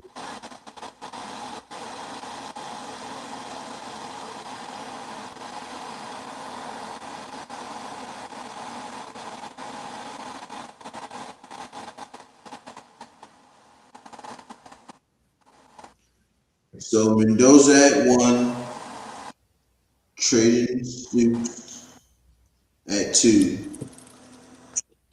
Keyron Crawford at 3, and Trey Zone. I think I like that Trey Zone pick. I like Trey Zone. That's one of what I'm happy with that one. I'm good with that one because he was playing center. They're showing his stats. He He plays. plays He on was the he was left playing side. tackle, left tackle. So besides center, Right. He he plays he on the played left guard side. too. I saw some clips with He him plays in on guard. So he plays on the left side. So what it tells me is exactly, he's possible either going replacement. to I mean, you know, for who? JPJ?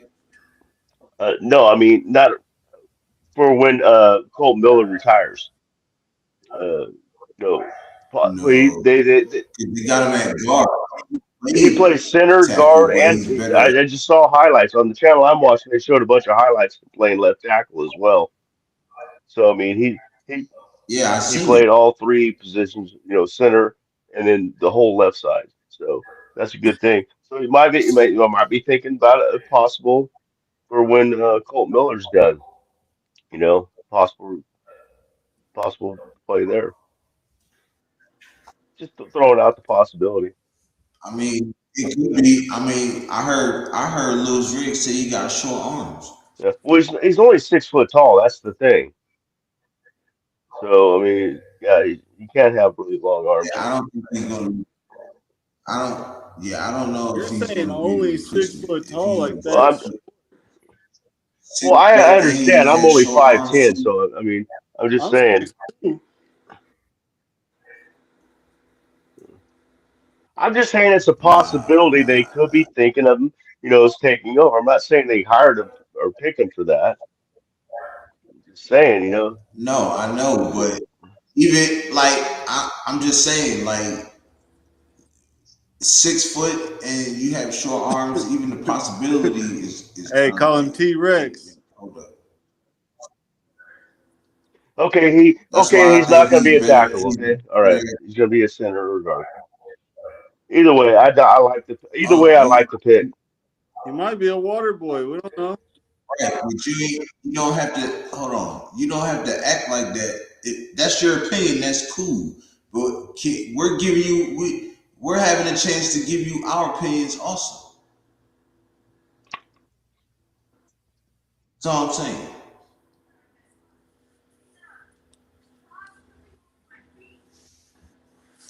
Hell, he could be the towel boy. All we know.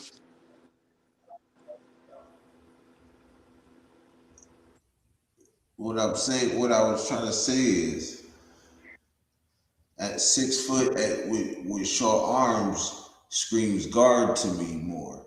That's all I was trying to say. And I said his nickname be But yeah, T-Rex. I don't know.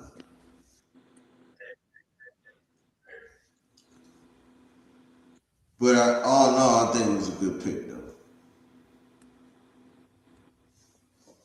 I think the key Rod Crawford, it's just something that's sticking out to me with that pick. Hey, are we going next best, or are they actually like scouting and picking? You said what? Are we going like next best, or is it really like they're scouting and picking? I guess they going by their board.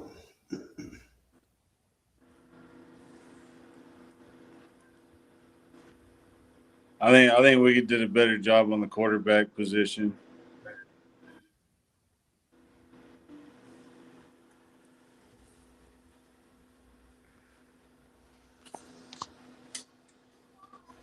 I'm saying he started 4 years at left tackle for Texas A&M, so that's not a Cincy conference, so it's not out of the question.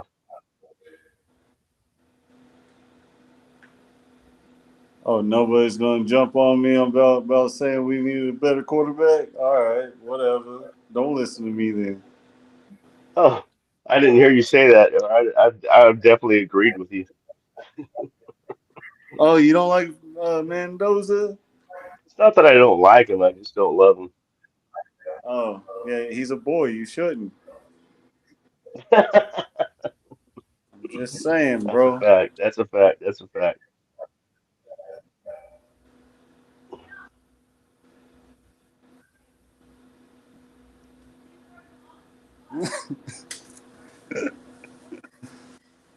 Crack Um, me up, Cos. I'm just talking, man. I'm trying to light the mood. You know what I mean? It's draft day. It it reminds me. It reminds me of the movie where "Show Me the Money." Oh, yeah. Jerry Maguire or whatever. That was it. Yeah. I was trying to think of the name of the He movie. said, "Say it, Jerry. Say it." He's like, "Show me the money." He's like, "No, say it like you mean it. Show me the money."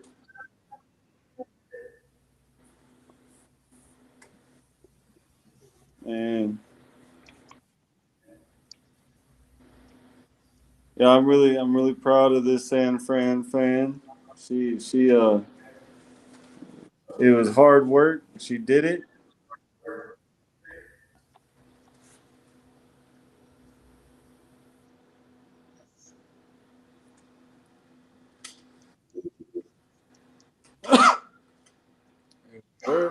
And we're going to the ship. We're going to the ship. We're going to the ship. My words, this crazy white boy said, going to the ship.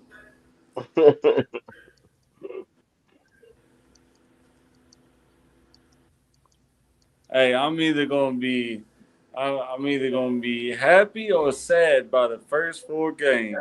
And if I'm sad, well, and look, I already know I'm gonna be at the home games. That's right. You got your box seats.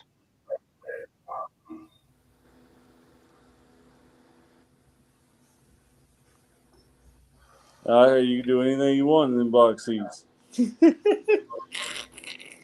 And I'm sure you will. I'm gonna damn near. I'm gonna see where the line is and get close enough to it.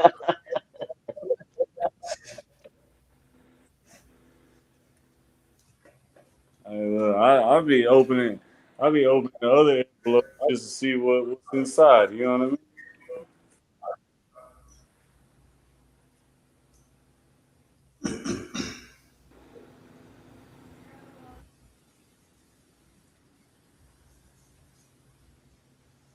But no. Frankly, they must have something in mind if they took the dude. Yep.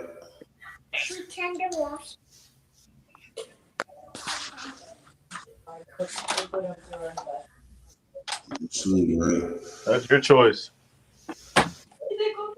Well, Oh, so come here, show me your baby. Diane, come on, la baby. Wait.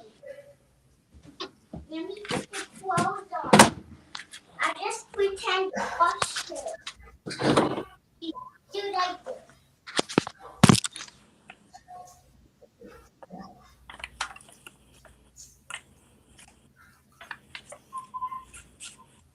See my baby? well, it's been a long day. And the wash. Yeah. I'm ready to hop off. What guy they come up baby get? I washed it. Hey, do we not have any more picks? Not today. Oh, we're done? Nah, it's only second and third. Week. Yeah, it's only the second and third. We'll dig more into it in the aftermath tomorrow. After I'll be going live around like, I don't know, I'll probably be going live like, I don't know, 12 starts. Like a real But the bottle of yeah. Yeah, I'm gonna hop off. I'm tired, and I gotta check on my niece. But you know, I'll definitely be on tomorrow. Appreciate everybody. Appreciate everybody on the panel. I'll be available tomorrow. I ain't got nothing to do till Sunday. Tomorrow, picks to pick, more picks to pick, and we're gonna see what I taking them guys. We get a running back next. We get a wide receiver next. Our wide receivers come off the board. It's still really good running backs out there also. Kenny Black was the first top that we visited. He's off the board, so we'll tomorrow and see what's up. Uncle, you got anything to say? Just salute to the chat, man. Every night, man. You guys come on strong. Appreciate it. Salute to the chat. Josh, always nice to. Oh, Josh is gone. Yurp, thank you to Yurp for giving us all a platform to speak on. And that's about it.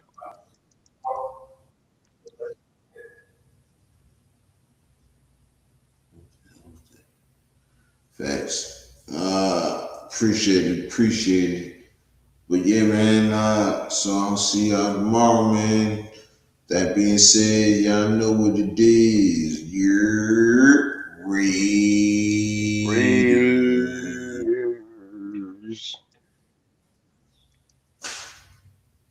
Y'all have a blessed one, and I'll see y'all on the next one.